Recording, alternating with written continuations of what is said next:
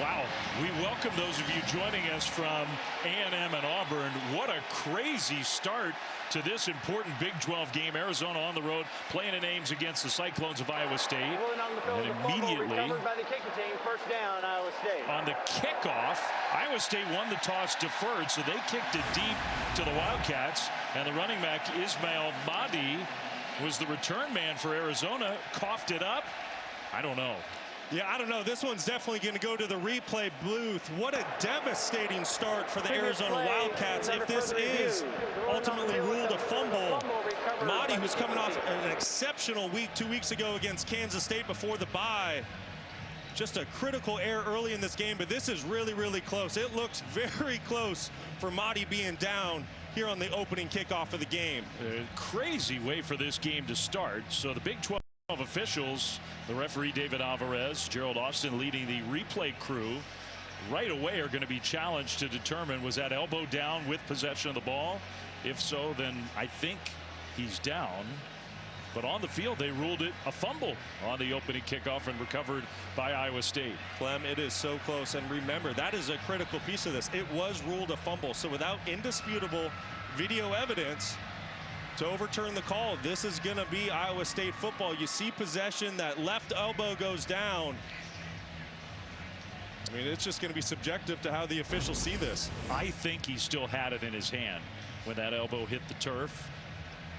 But we're going to wait and get the call from the replay crew, the conference officials back in Irving, Texas, and our referee David Alvarez. They've made their determination. Let's get a very big call. After further review, the runner was down at the 22-yard line before the ball came loose. It's first down Arizona at the 22. I don't disagree. I think that's a really good call by the officials. We mentioned it. It was super close, but wow, what a break for Arizona. Huge. And if you're just joining us and you missed our intro to this game, Arizona's 3-0. They beat Kansas State last week, so it's not just, beating up on non-conference opponents. It was an impressive win against K-State. But they are being tested big time tonight, almost like a litmus test to see, is their program back to a higher level after a down year. Mahdi, who fumbled the kickoff, is on the field alongside the very experienced and talented Noah Fifita, the Arizona quarterback. So the Wildcats dodged that bullet to start this game. Both teams coming off an off week. Iowa State with their crazy travel in the early season. Handoff and a run straight ahead, and a nice first down gain by Mahdi.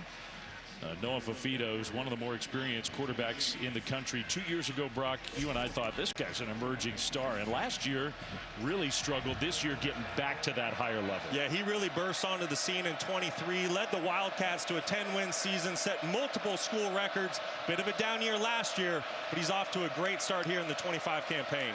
Against a tough Iowa State defense. The first pass for Fifita is caught by Chris Hudson out along the right sideline, and enough to get a first down. And for Wildcat fans, I think a huge reason for optimism, and I thought this was really interesting when we talked to Noah Fifita this week. He said, Brock, this is the most comfortable I've ever been in any system, even going all the way back to high school. So with the arrival of new offensive coordinator Seth Doege, I am very anxious to see how Fifita and Doege go to work together. 50 career touchdown passes for Fifita. On first down, Mahdi is going to get the carry and turn it around the left corner. He gets to that corner to midfield along the far sideline and finally pushed out of bounds in Iowa State territory. Ismail Mahdi, after the would-be fumble on the opening kickoff, he looks good. Keep an eye on big 71. That's Bounds, the right tackle, does an excellent job on the counter play of pull-in and creating a huge outside hole for Mahdi. Mahdi coming off a monster game 2 weeks ago with Kansas State, picking up right where he left off. Guy's got an amazing story in college football. 22-yard run. Arizona on the move to start this game. Fifita rolling right's going to check it down short right to Mahdi, who lowers those shoulder pads and gets ahead to the 40 for a gain of 4. Arizona had a chance to push the football down the field. Noah Fifita didn't like the look, though. And this is something that you're going to see Seth Doege do with him often tonight. Get him outside the pocket. Noah Fifita, not the best athlete in the world, but he can hurt you with his legs. Handoff Mahdi, and he gets stopped well short of a first down. Marcus Neal came up from that star position, gain of 2. So A third down for the Wildcats here on their opening drive of this game. And this is where Noah Fafita needs to be smart here. It's third and medium, but you're now in field goal range. You have a field goal kicker with Salgado Medina that has a monster leg. So whatever you do here on third down, you can't take a negative play. I mean, it may not be the 100,000 whiteout from Happy Valley tonight, but this is 60,000 plus making a lot of noise in Ames. Fafita, pressure comes, gets rid of it, and that pass completed. Open field tackle, but that should be enough for an Arizona first down. That's Javen Watley. And that's why Noah Fafita is so good. He's a 3-year starter. He's seen all these looks.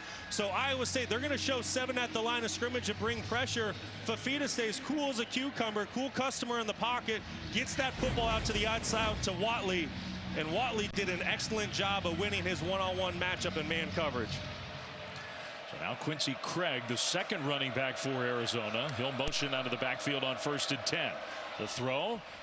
And that one's caught inside the 30, down to about the 27. Sam Olsen. Tight ends will be way more involved when Iowa State has the ball. But Sam Olsen's probably their top pass-catching tight end for the Wildcats. That's a gain of 5. Yeah, really dynamic player for the Wildcats. Not the biggest tight end at 6'3", 229 pounds. He's excellent in the pass game. He's coming along as a run blocker and helping out in protection areas. But he's definitely a matchup to keep an eye on as the night unfolds. And I called Olsen their top guy. He usually is. That was Burnett. Now a little misdirection. The pitch back to Hudson, and a good open field tackle made by Trey Bell, who's getting the start tonight in place of the injured Jeremiah Cooper, and that was a good tackle. It's a great tackle. And with Jeremiah Cooper out of the lineup, that's a huge blow to this Iowa State defense. Cooper is a multi-time all-conference defensive back, so Trey Bell has huge shoes to fill tonight. Good start for him. Now another third down for Arizona. Last time Iowa State brought pressure. This time they rush 4. Fafita in trouble, stays on balance, heaves it up, and out of bounds. So he avoids the sack, avoided the big negative play, and gives Arizona a chance to kick a field goal. Well, this is going to be a matchup that's going to take place all night. Arizona is starting 2 somewhat inexperienced offensive tackles. So how do they match up against this Iowa State defensive line? And that time, the Cyclones come away with the win. Fafita did an excellent job of keeping the field position, getting the football tossed away, and giving his kicker an opportunity to get the first points of the night. You see those numbers. Michael Salgado Medina, he's got a big-time leg, has been inconsistent. From 46 yards, the hold. That kick is drifting, and it is no good. A good drive from Arizona, but another missed field goal for their special teams. That's becoming an issue. Iowa State holds. Really good start to Arizona's drive. Unfortunately, a bad snap leads to an errant kick. Great job of Iowa State holding. Rocco Becht when we come back. Yeah, fresh. ESPN College Football Primetime presented by Experian on a beautiful night in Ames. They got a whiteout here and a sellout crowd. Dave Fleming, Brock Osweiler, Stormy Bonatoni with us as well. We know there's a lot of great college football going around the country right now, Brock. But this is a really important and interesting game in Ames. It's a massive game. When you look at the Big 12 a season ago, it came down to the final week who was going to play in Arlington for the conference championship. So both of these teams have aspirations to get to Arlington.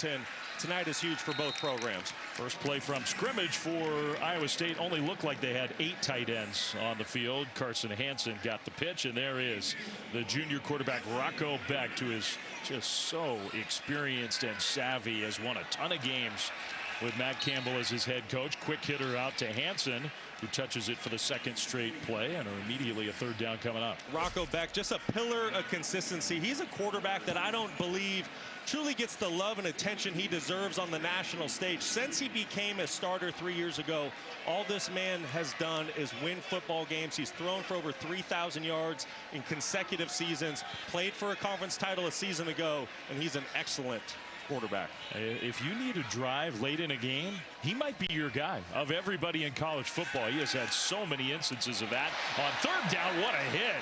He completed the pass. That looked like it was going to be a for sure first down, but Trayton Stukes was there, and the tackle, I think he's about a half a yard short. Right away, Iowa State's going to be tested.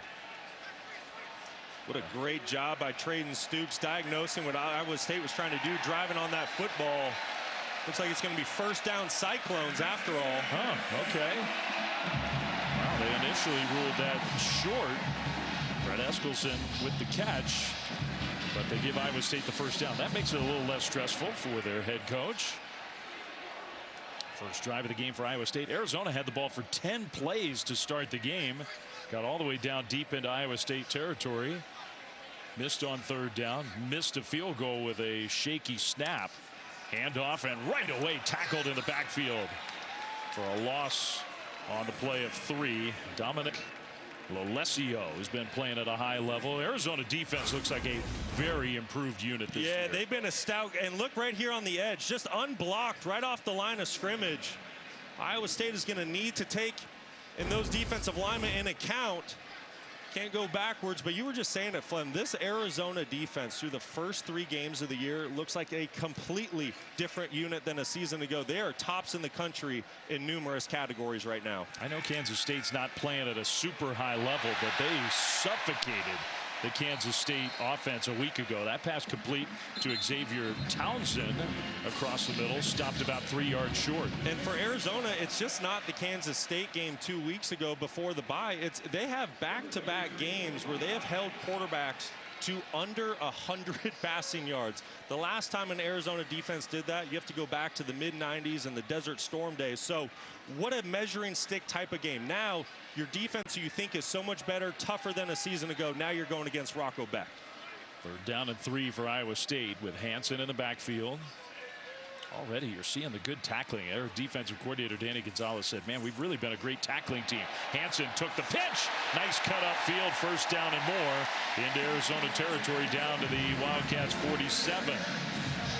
Just a little speed option, and you're working off a defensive end. You're going to see number 3 right there, Smith. And Rocco Beck is just reading him, and as soon as Smith caves down to the inside, that's an easy read and pitch to Hansen, and a great job by this Cyclones offense picking up a fresh set of downs. Carson Hansen, the junior from Lakeville, Minnesota, touching the ball a lot on this first drive, and they'll give it to Hansen. Straight ahead run on first down, and he falls forward inside the 45.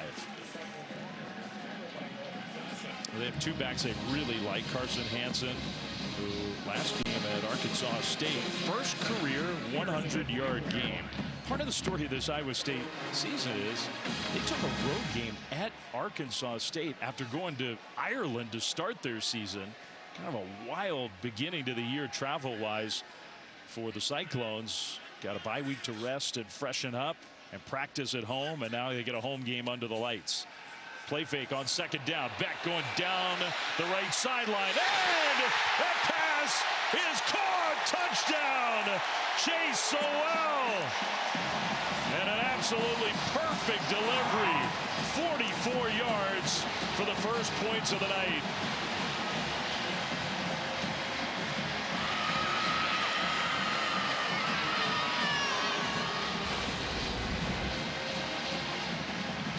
Sure, they're checking to see if he actually made it in the end zone. That's close, real close. It's right there at the goal line. You know this is going to review. Previous play is under further review. The one on the field is a touchdown. I think he's short. I don't think there's any doubt that he caught the ball. The question is, did he get in maybe a foot short? Yeah, you see his knee down what looks to be about the half-yard line, and I don't believe the football has crossed the goal line at the point that knee is down. I think they're going to be on the half-yard line. Well, we have our rules analyst Jerry McGinn, who joins us again here this evening, and it's early in this game, but no time like the present to bring Jerry in. What do you think, Jerry? Are we looking at that correctly? Exactly. I'm agreeing with Brock. It's a good catch. He has possession of the ball. He has control of the ball. The knee comes down at about the 1 yard line. So they'll reverse this, and they'll have first and goal. All right. It was a beautiful pass, great play, but Matt Campbell's team may need at least one more play to actually punch it in. I was just going to say, how about that throw by Rocco Beck? Wow. Just dropping the football right in the breadbasket. Receiver doesn't have to break stride. And if you're an Iowa State fan, you love seeing that because the wide receivers have not been a big part of the offense through the first 4 games of the season. Great to see Sewell make a big play. After review, the receiver was down at the 1-yard line. It will be 1st and goal from that spot. All right, so it is a catch. We'll wrap it up with a couple more looks at this play. You were talking about the throw. Beautiful throw. Yeah, and I think this is one of the best attributes about Rocco Beck is it's his accuracy, and specifically his deep ball accuracy. You see it, the receiver didn't break stride. The football is exactly where you want it placed. And this is why he's one of the best quarterbacks in the country. Iowa State, a lot of talk about the receivers. They graduated a couple guys to the NFL as high draft picks. And part of the reason why there's been anxiety about that around here, it's like, hey, we have this quarterback. We got to take advantage of him. 1st and goal. Hansen leaves the backfield. Beck under center is going to sneak it for the touchdown. Well, his touchdown throw got taken off the board, so he adds a rushing touchdown to his stat column.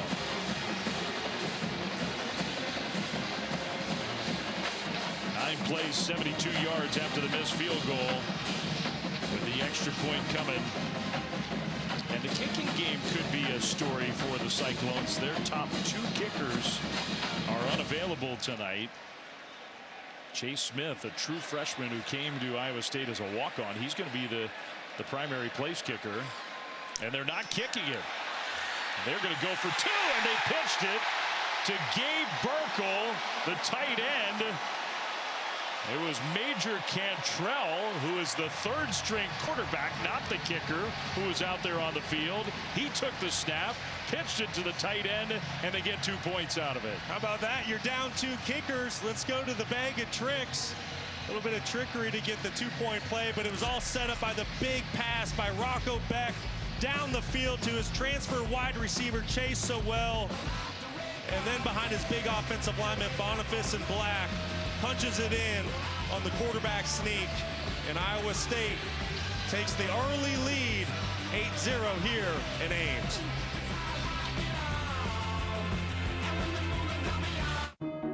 Clones score first, kicking it deep to Ismail Mahdi, who fumbled almost. The opening kickoff got reversed by replay. He was down, takes this one back to about the 21-yard line. That's where the Arizona Wildcats offense will take over.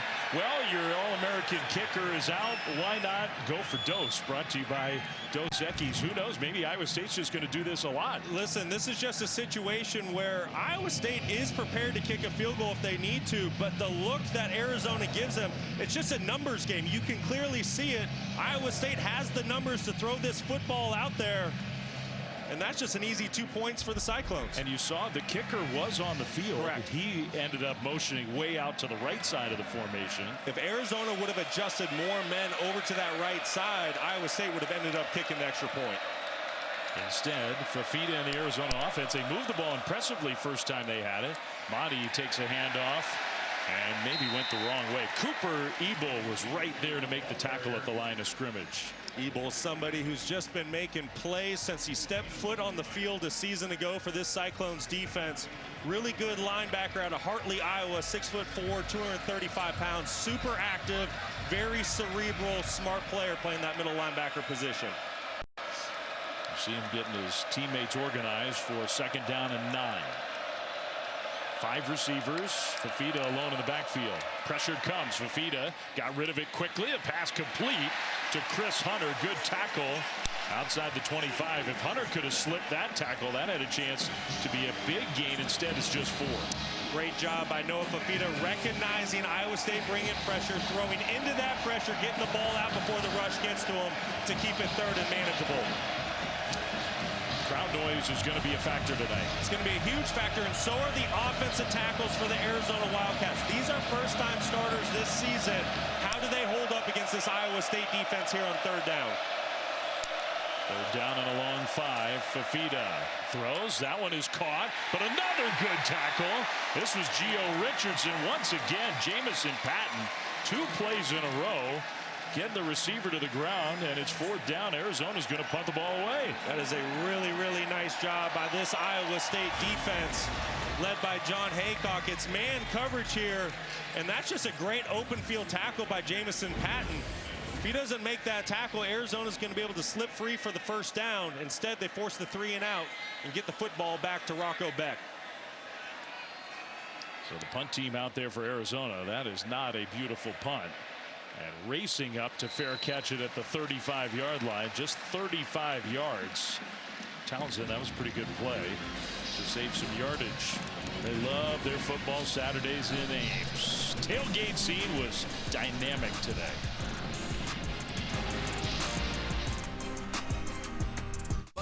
Seydou Traore, the go-ahead touchdown after a Mississippi State turned over Tennessee.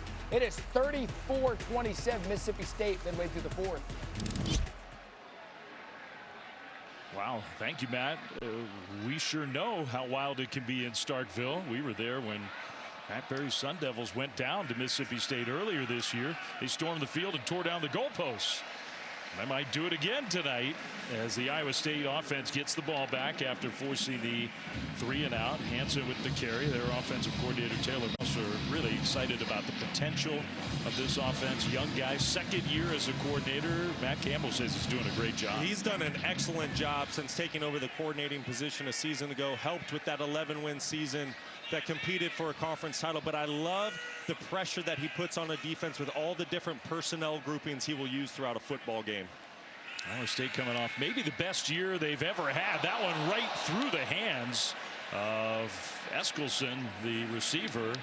That was dangerous. Could have been a deflection and an interception. Instead, it's just an incomplete pass. Yeah, that's a ball Eskelson needs to bring in. Rocco Becht is right on the money. First incompletion of the night, putting it right where he needs it for his wide receiver. He was a perfect 4 for 4 on their opening drive that got them into the end zone. And then the 2-point conversion. Hansen motions in the backfield on 3rd and 5. Keep an eye at the bottom of your screen right here. Trey Smith for Arizona. He needs to make an impact on the game. Senior edge player, 6'5", 260 pounds. Trying to rush the passer here. And he helped collapse the pocket. Beck took a hit, got it off to Hansen.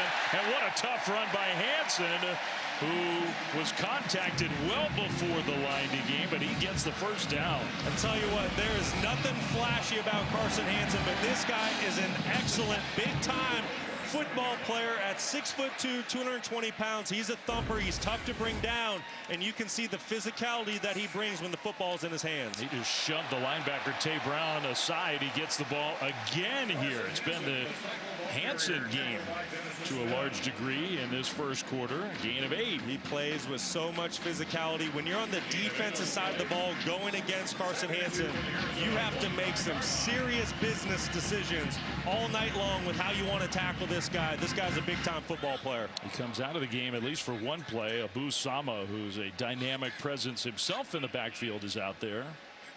On 2nd down and 2. It gets very quiet here when Iowa State has the ball. They're polite to their offense. Sama tries to change direction, gets stacked up, and I think he got stopped a yard short. Eli Green. The cycle ball carrier. You know what, Flem, we call that educated fans when they're loud and at full throat when the home team's on defense, but when the quarterback and the offense is out there trying to go to work, they know to quiet down. That is a good, educated fan base. So 2 minutes to go in this 1st quarter. 3rd and 1 for Iowa State. Probably the part of the field where they're going to try twice. They'll give it, and that one's going backwards. Wow, was that defended well. Townsend coming around. Did the ball come out? He definitely did not get the 1st down. Max Harris, it almost looked like he came away with the football. The officials are talking about whether that was a fumble or not. I think it was out, Flem. I think it's out. I think this is Arizona football. Wow. Just as I was saying, well, they got 2 plays to get a half yard, almost like a gimme with Iowa State. They may have turned it over.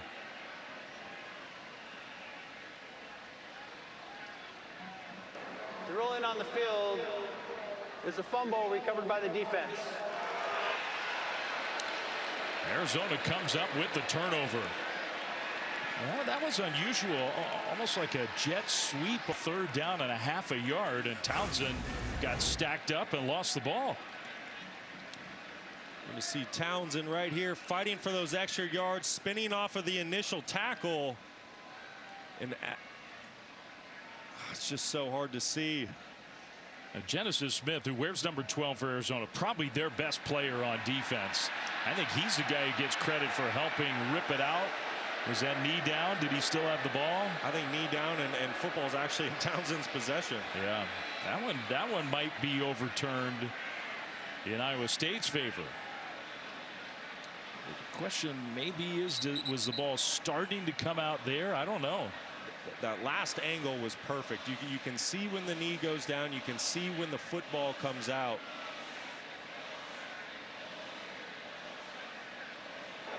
Previous play is under further review. The run on the field was a fumble recovered by the defense. All right, so now they are going to officially review this. All right. We had the one look that was really good. This is the one. Here we go. Keep an eye on that left knee. Does he still have possession of the ball? Looks to me like he does. Well, I think he does. Now, you have to remember the ruling is a fumble, so you have to have indisputable video evidence to overturn this. Jerry McGinn is with us, our rules analyst and expert. Jerry, is that sufficient evidence to overturn the call? Dave, I believe there is significant evidence to overturn it. The runner's knee is down and he does have possession, so I believe they're going to overturn it and go back to the previous spot. It'll be Iowa State's ball. Yeah, I think I agree with Jerry. That on our first look, it looked like it was out, but when you watch it from that other angle where you can see that knee hit the turf, it does look to me like he still had the ball. So now the question is that he did lose yardage. If they overturn the call, they're going to mark Iowa State back. Would Matt Campbell still go for it on 4th down in Arizona territory if it's, say, 4th and 3? You know what? You're in such a tough position because if you punt the football, you really don't gain that much with field position. You're obviously not in field goal range. I would expect Matt Campbell to go for it here on 4th down. Good catch by David. Now he'll give us the call after consulting with the replay officials.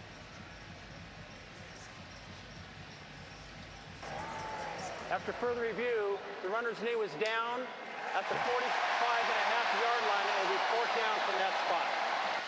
So at the 45.5-yard line.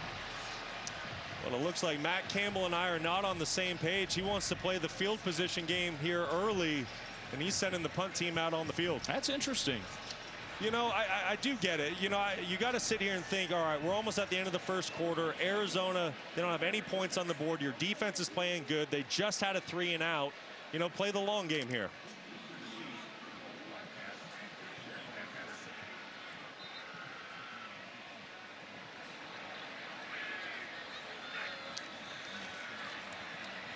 Arizona return man.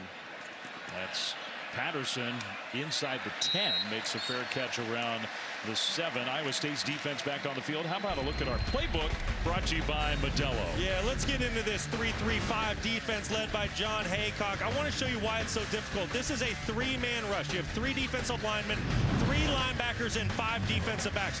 Look at all of that space out there that is covered by Iowa State. There's a lid on the top of the defense. There's bodies everywhere. Yes, there's a completion, but boy, did Avery Johnson have to work for it. And then this is the same 3rd down distance later in the game. You get man coverage up top, zone down below, and you get a 6-man pressure by the front. When you play a 3-3-5 defense, there's just so many different variations that you can throw at a quarterback and an offensive line that makes their night a nightmare.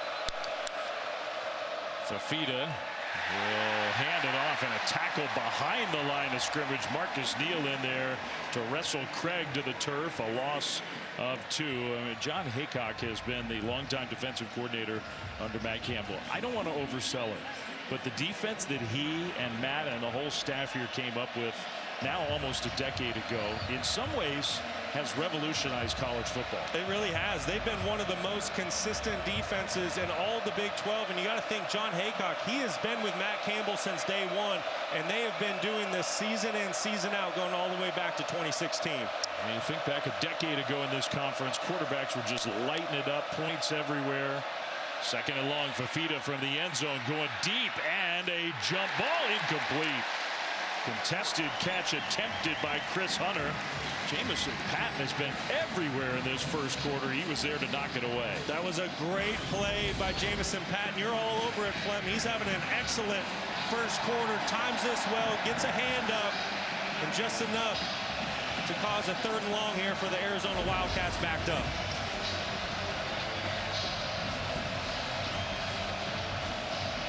Fafita needs to be smart with the football here. You're backed up. Don't make any silly decisions with the ball.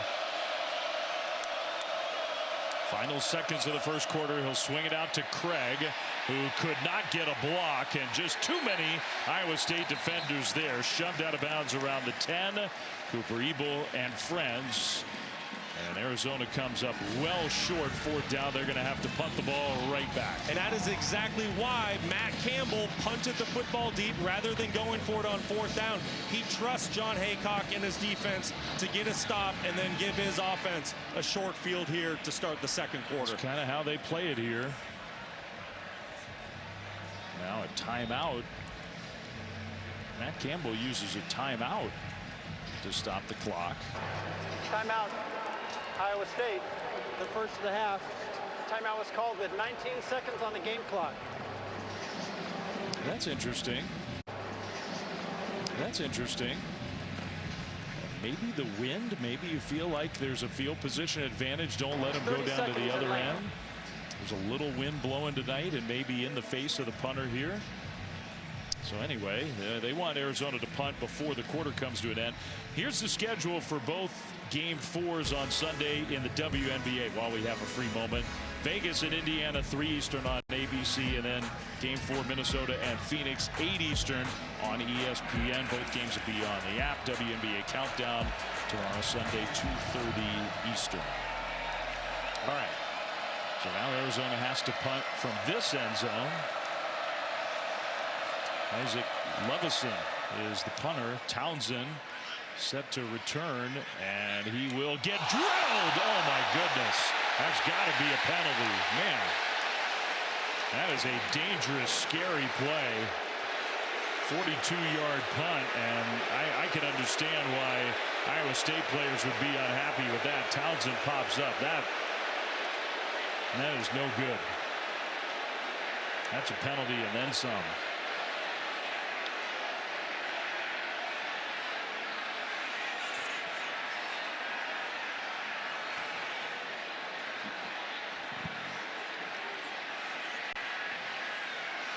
Johnson on special teams was the guy who put that hit on. It's a key team captain, star player in the secondary for Arizona. They're talking about this one. Makes you wonder, is there a potential? There's a couple different things. They could be talking about targeting. They could be talking about whether he got shoved into the returner. There is a late shove by a Cyclone. We'll show you the clip when we can.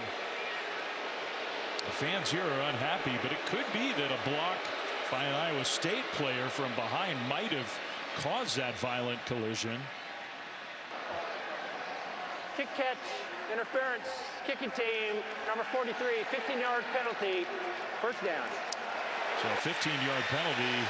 Aiden Flora, I think, was the guy who might have shoved from behind. That's definitely what Brent Brennan is arguing. He's unhappy. Yeah, and you're going to see it right here. 21 right on the right side of your screen. You're going to see the shove that he gives to Johnson. It's light, but you can clearly see it. And the officials chose to disregard that. Would love to ask Jerry, our rules analyst. He's here with us. Jerry, what do you think about that play? I tell you do have to look at that shove because the runner is coming down hard, and 21 just has to give a little push, and 43 cannot do anything but just go forward. It's a tough hit, but I think 21 added to the hit. Should pick the flag up. That definitely could have been a penalty that was waved off because of that. Iowa State in Arizona territory. Handoff on what will be the final play of the first quarter, with some craziness here in Ames through all of it. Just 8 points on the board. This is the end of the first quarter. As the clock goes to 0. On a whiteout night with a sellout crowd, an undefeated top 15 Iowa State team. And the pass from their experienced and ultra-talented quarterback Rocco Beck set up the only touchdown of quarter number 1. Cyclones lead at 8-0. Iowa State with the early advantage here with Arizona coach Brent Brennan. Some chaos there on that last kickoff. What did you see in that moment? You know, they called it how they called it, right? So we got to line up and play defense. It's a big possession for us. I know how important response has been for you. What do you need to see from your group here? Yeah, we need our defense to get a stop right here, and then we need to get some momentum with our offensive football team. Thank you. Thank you. All right, Stormy, as Rocco Beck, first play of the second quarter, into double coverage. And a penalty flag comes out, trying to hit Carson Brown. Michael Dansby and another Arizona defender were both there. I am imagining that's going to be against the Wildcats. Yeah, I think so. That was quite a bit of hand contact by Dansby down the field. Defense number 10, 15-yard penalty and automatic. First down.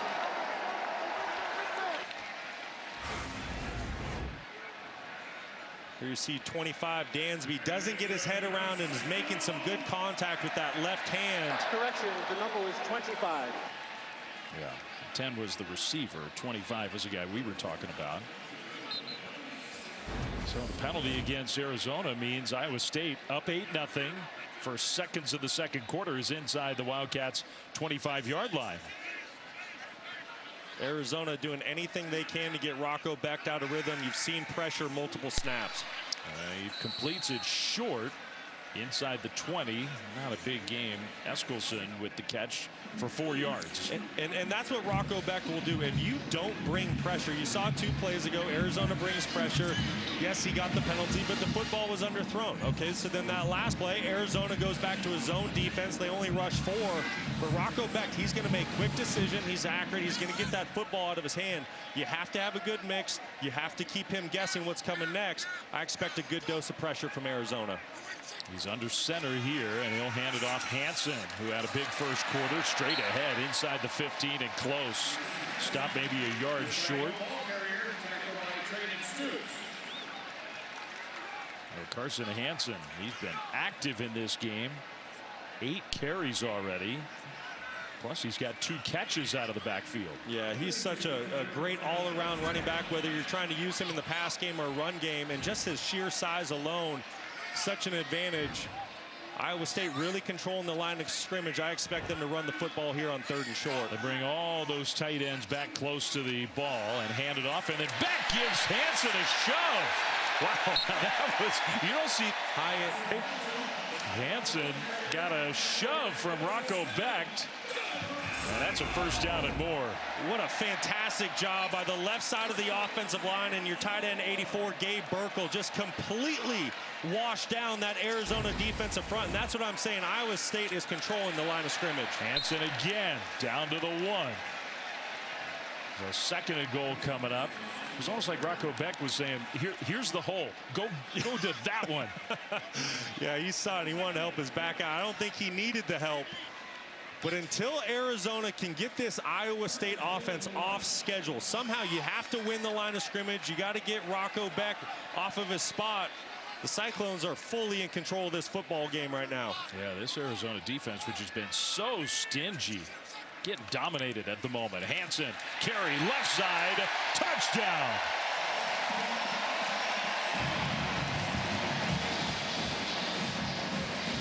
Brent Brennan said we need to stop. They did not get that. There was very little resistance on that quick short drive from the Cyclones. Impressive. Just excellent complementary football. If you think back a couple series ago, Matt Campbell, instead of going for it on 4th down at midfield, punts the ball deep. What's your defense do? 3 and out, get you a short field, and then the offense and the offensive line really taking control of this football game.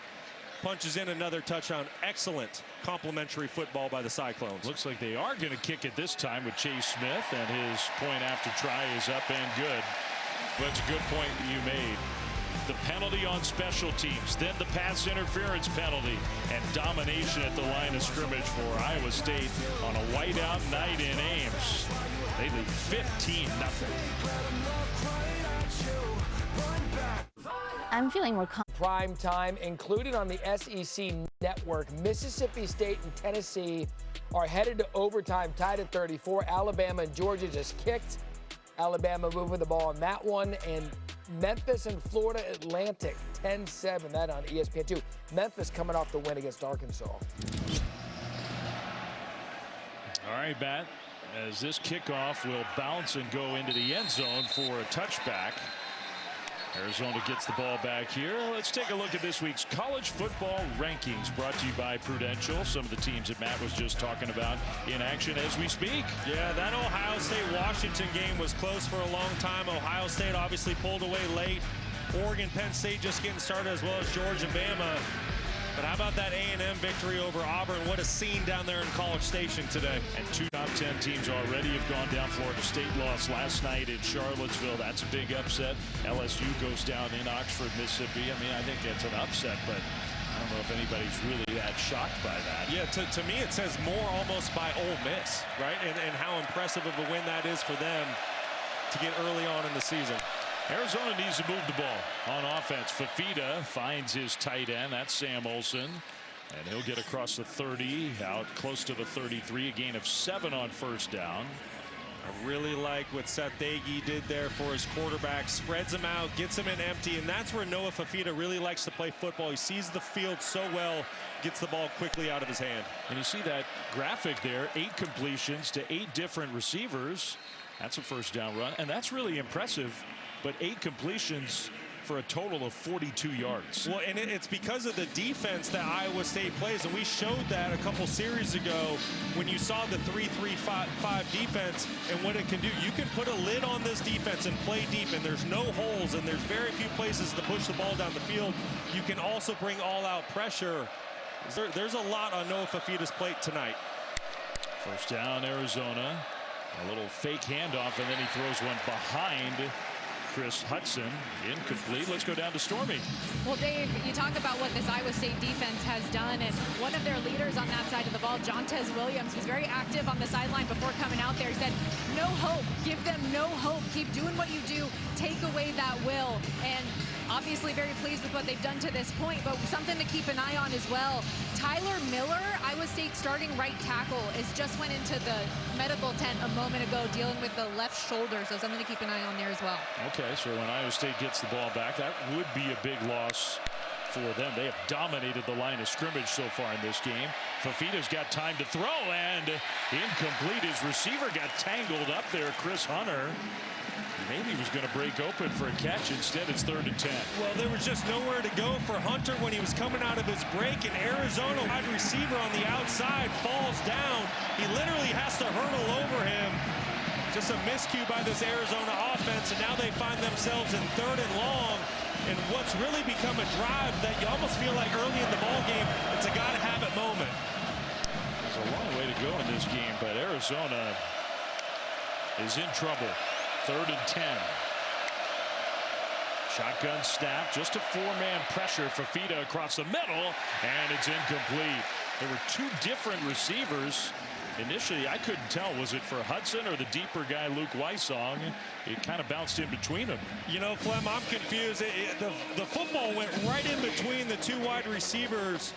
Fafita, you have to give credit to his offensive line. They built a great pocket for him, but just nowhere to push the football down the field. A slightly errant throw, but give a lot of credit to this Iowa State defense. They're stingy, they're tough, and they're just not giving up big plays right now. That was sort of Stormy's point. The words from the Iowa State defender, don't give them any hope. I think sometimes for a quarterback against this defense, it feels like that. Like, where am I supposed to go with the ball? Punt return for Townsend, who made some nifty moves, but really didn't get a whole lot of real estate to the 10-yard line. Game dominated so far by the Cyclones.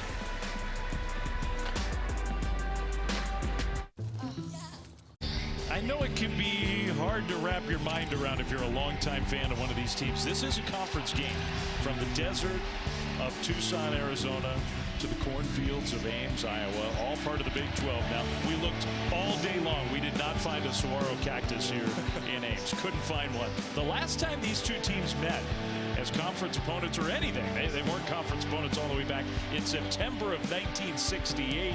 Mickey Mantle hit his last career home run. Hey Jude was the #1 song in the world on September 28th.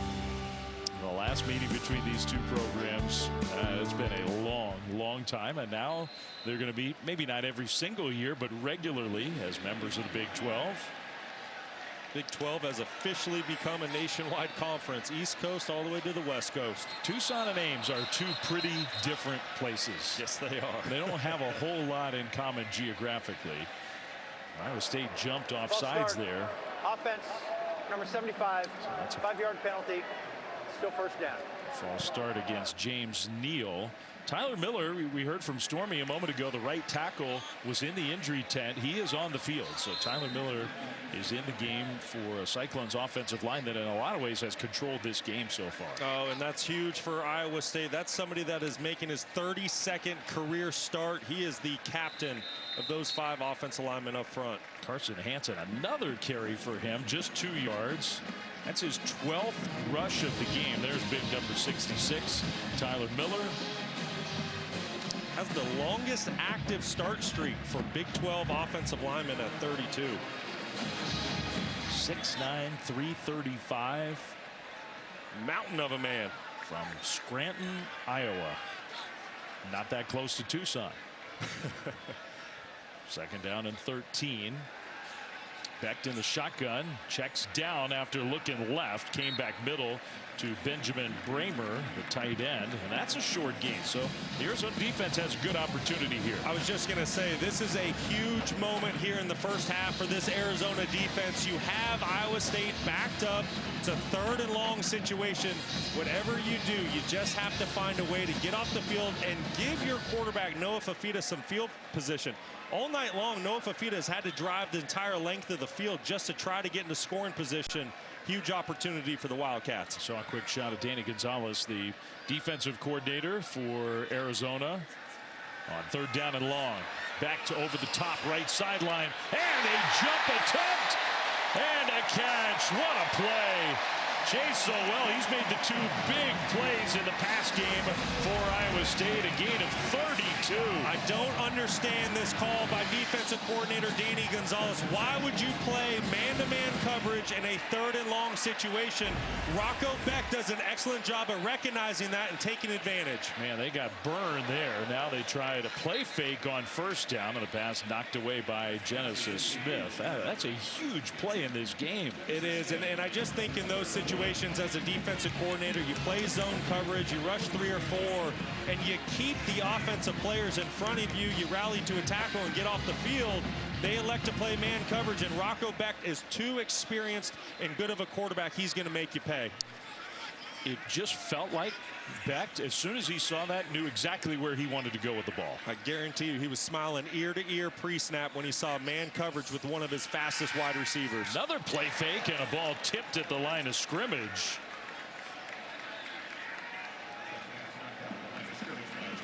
Stooks, I think, who got a hand on the ball. So there's Danny Gonzalez. You got another 3rd and long here, different field position. The guy's got a great pedigree as a defensive coach. Learned under Rocky Long for a long time in that San Diego State defensive system. Former head coach at New Mexico. He's been around a long time, calling some really great defense. We'll see if he can help his Wildcat defense here get off the field on 3rd down. It was 3rd and 12 when they converted a couple plays ago. Now it's 3rd and 10. Play clock winding down. But they get it snapped with 1 on the play clock. Becht is pressured and he goes down. Well, Arizona gets there, and Riley Wilson, who's back on the field. He's missed a lot of time this season. They're happy to have him back. He got in there for the sack. You're going to see a little TE stunt, and that's exactly what frees him up. Let's go make this critical play here on 3rd down. was exactly what the Arizona defense needed. Great play call by Danny Gonzalez to get this football back to his offense. Well, that has to make them feel a lot better after that big pass play on 3rd and long from deep in Iowa State territory. Patterson standing back at his own 25-yard line. Tyler Perkins will punt the ball away. And Patterson gets out of the way. It takes a big Iowa State bounce, and that matters a lot for field position. Inside the 15, that's where the Wildcats offense comes back on the field with Noah Fifita, who is coming back out here for Arizona. All the experience that he has over his time in Tucson. Back in 2023, you and I saw him in a couple of games, just monster games for a young guy. 72% completions. Last year dropped all the way back down to 60%. He threw 12 interceptions. It was a new coaching staff. He really struggled. He is rising up those ranks of all-time Arizona quarterbacks, and he does feel like this year he feels a whole lot different. Yeah, he really does. He really loves the system that he's playing in with new offensive coordinator Seth Dagey, and I love that we showed that back in 23, his first year being the starter, set school records. You saw that 72% completions. What has me concerned, a season ago he was just at 60%. He's currently at 59% on this season. So can he get that up with Seth Dagey calling plays? Kind of the air raid style system. Mahdi, the tailback, gets the carry. Big hole straight up the middle outside the 30, and some good breathing room for an Arizona offense that wants to go a little faster tempo, gain of 18. Great job by that Arizona offensive line. All you have to do with Mahdi is just give him a little glimmer of a hole, and he's going to find a way to burst through it. Excellent speed. Great pickup there on 1st down for the Wildcats. Well, Mahdi, who seems to be emerging as the guy in the Arizona backfield. Transfer, spent last year at Texas State. Play fake. All kinds of time. Fifita just looking for somewhere to go with the ball. Now he's going to scramble, and he'll take a hit and go down. He did get some positive yardage, 3, maybe 4 yards on the quarterback carry. You know, Mahdi, he's such a great addition to this Arizona offense, coming over from Texas State, where he's a 2-time first-team All-Sun Belt player. 2 seasons ago, led college football in all-purpose yards with over 2,000 yards. I mean, this guy is a big-time football player that already has an accomplished college career. Huge addition for the Wildcats. You even rewind before Texas State, you saw in that graphic at the FCS level, he won that Jerry Rice Award. You look at the list of Jerry Rice Award winners, top freshmen at the FCS level, a lot of good players who've gone on to great careers at this level and beyond.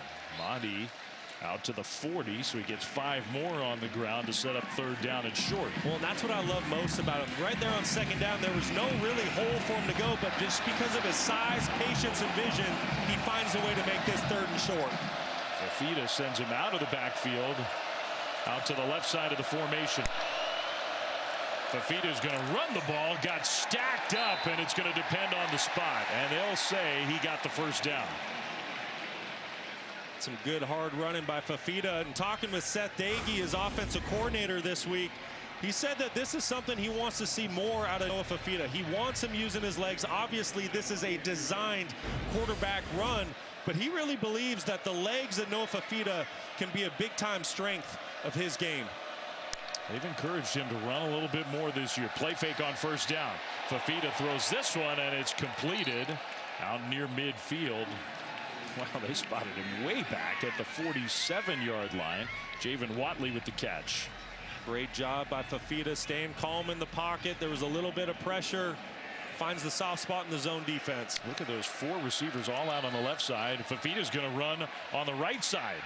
Kind of ducked under the would-be tackler of Patton, and I think that's enough for another Arizona 1st down. Move the chains. Arizona going quick. Let's quickly go down to Stormy. Well, you guys mentioned the relationship that Noah Fifita has with Seth Dagey. When I asked Fifita about Dagey asking him to use his legs more and run, how did he feel about it? He said, I will follow Coach Dagey to the end of the earth. He asked me to do something. I trust he's putting me in a good situation. Says everything. I think they have a really special relationship. I know when I saw the hire of Seth Dagey in the offseason, I just thought from his time in the air raid system at Texas Tech, the time that he spent with Lane Kiffin, he had a chance to create a really great relationship with Noah Fifita. You know, Mike Leach And Lane Kiffin, that's two pretty good offensive minds. Intercepted. Fafita just never saw Jontez Williams, who's taking it back the other way across midfield. Makes a move and finally goes out of bounds in Arizona territory. Wildcats moving the ball. Fafita turns it over, and the Cyclones defense strikes again. One of the hardest things for a quarterback is when you turn your back on play action, is you always have to find the backside corner in a zone defense. What does he do? Keep an eye on Williams on the bottom of your screen. Fafita goes play action, has to turn his back to the defense. He thinks he has a wide open crossing route, but he never looked up the backside corner that was playing a zone defense. That is an excellent play by Jontez Williams, who's been a multi-time all-conference corner here in the Big 12. He's the guy that Stormy heard on the sideline saying, let's not give him any hope in this game. That's one way to take hope away.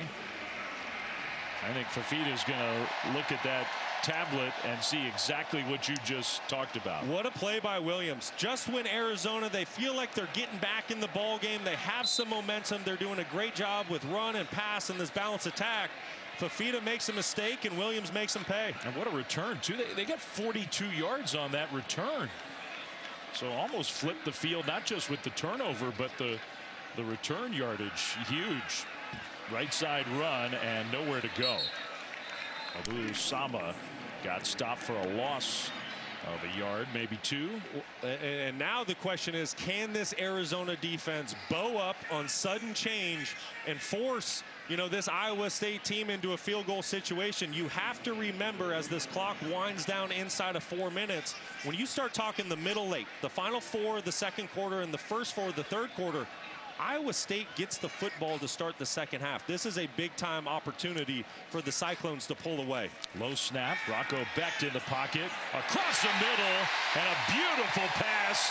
Complete inside the 10. Bramer, the tight end. They love to use the tight ends here in Ames. It's going to be first and goal, Iowa State.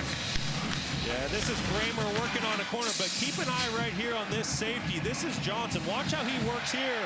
And that's when Becht knows that he can pump this football on this bang eight to his tight end. As soon as that safety vacates that zone, that's just pitch and catch in the backyard. Bramer, a big target, 6'7". He just has to box out. A defensive back can be right on him, and he can make the catch anyway. Becht is going to keep it and get hit inside the 5 at about the 3-yard line. Second and goal coming up. There is no school in the country that utilizes tight ends in a better way, in a more efficient way than the Iowa State Cyclones. It is so impressive what they do. You just said it, Flem. That was a cornerback covering a tight end, but it doesn't matter because the way Bramer runs his route uses his size and frame to shield off that defensive back. Well, we went through 5 of them on their depth chart when we were talking to the Iowa State coaches. And we said, are there any others? Could we see any more? Do you have receivers? There was like a little hesitation. Oh, man. A walk-in for Carson Hansen. Touchdown, Cyclones. They catch, they block. The Titans help lead the way, but Carson Hansen, the guy who hits pay dirt, 21-0 Iowa State.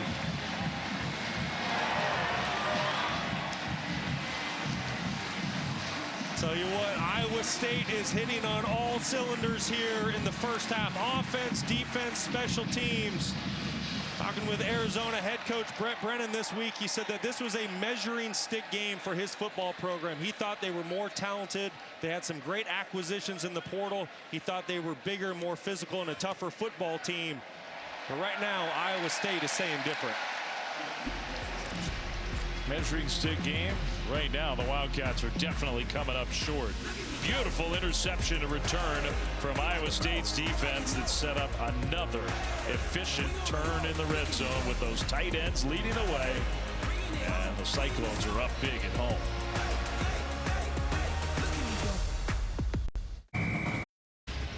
I know it's still September, but Iowa State's in the top 15. They're undefeated. They're playing really well here at home tonight. I think these fans here in Ames are dreaming about that college football playoff this year for the Cyclones as Arizona gets the ball back. Speaking of their fans, the Taco Bell Live Ma student section Only one student section can claim the title of Liv Moss Student Section of the Year. Who's going to take home the trophy this year? They have a lot of students here tonight inside this stadium. What an atmosphere. Fantastic scene for college football. And now Noah Fafita needs to go against that crowd and somehow find a way to get some points and get his team into the end zone before the half, especially with Iowa State getting the ball to start the third quarter. It feels like if Arizona can't get some points here, we know they're in trouble already. They're in big trouble if they can't get something out of this drive. Fafita throws middle, and that's caught by Hudson. Stops short of the 40, so a gain of 8 on first down. Wildcats are going to go quicker tempo. Good start to the drive for Fafita. He just needs to take what the defense gives them as they play their zone, and when they play man, got to hit your shots down the field. Fafita acted like he was going to run. He throws it to his tight end Olsen for a first down gain along the sideline.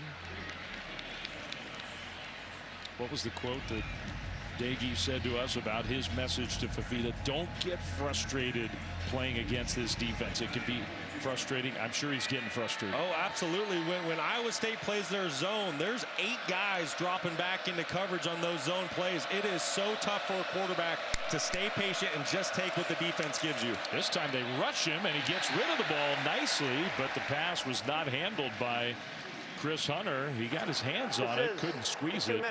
Timeout. So it's incomplete. That's the 2-minute timeout. 22-0 Iowa State. Back right after this.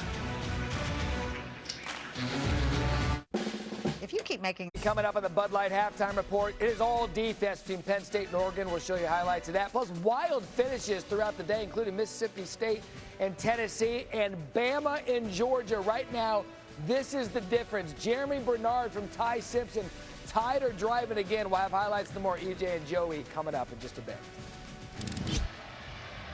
Wow. All right. Lots to talk about, Matt, on a packed day of college football. We've got 1:58 to go until halftime. 2nd and 10 Arizona on what feels like a gotta-have-it drive for the Wildcats. Fafita throws that one complete to the right sideline. I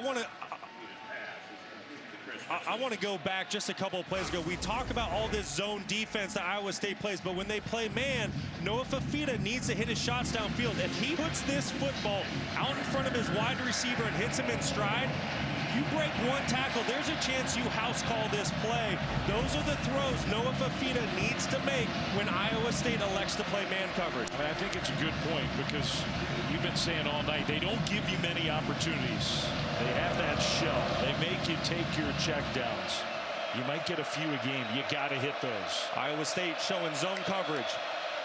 They rush just 3. Fafita across the middle, and that pass is complete for an Arizona first down into Iowa State territory, down to the 45, caught by Wysong. That's a big-time catch by Wysong. He knows he's going to take a big hit after he catches this football, stays concentrated on the reception, and that is a big-time pickup for the Wildcats. Clock moving. Remember, Arizona has all 3 of their timeouts, so they should have plenty of time. Fafita going deep down the middle, and the pass is incomplete. He had Hudson. He had a stride plus on the defender Tayshawn James, but it's incomplete. And we've talked about this tonight. Going back to the 23 season, these were the plays that Noah Fafita hit down the field. Last year, he was a 60% passer. He dropped 12 percentage points. And he's a sub 60% guy right now, and you see why. That is an open wide receiver in Chris Hudson that he needs to hit for a touchdown. We compared these 2 quarterbacks at the start of the show, and Rocco Becht, he's made a couple beautiful deep ball passes. Mahdi back in the game. Fafita's going to keep it up the middle, big hole, and Noah Fafita gets another first down inside the 35. It's a great job of Fafita recognizing the defense, flowing with the jet sweep. It opens up a gaping hole for the quarterback. The Wildcats are marching. 21 pass attempts, only 71 total yards for Fafita. He's missed those chances for the bigger plays. Throws right sideline. Phelps with the catch and steps out of bounds. Really good job of Phelps to get that foot down inbounds, using his big frame to bring in that football. We've talked about how critical this drive is for Arizona. Down 22 points. Iowa State gets the football to start the third quarter.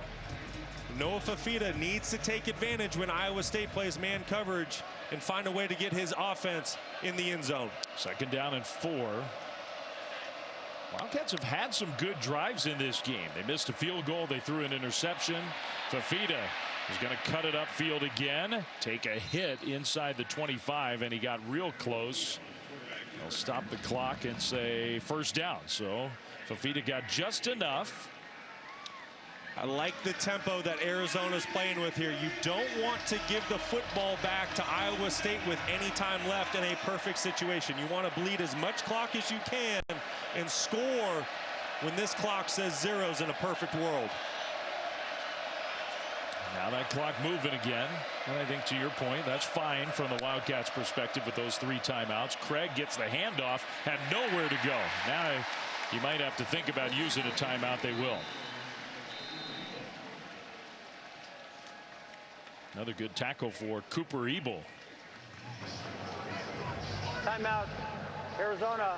Well, you can run the ball when you save those timeouts. Arizona's done a good job of preserving that. Part of the story of this first half, and I was just referencing it, they're close now to Iowa State in total yardage. They're down 22-0. They've gained almost as many yards as the Cyclones.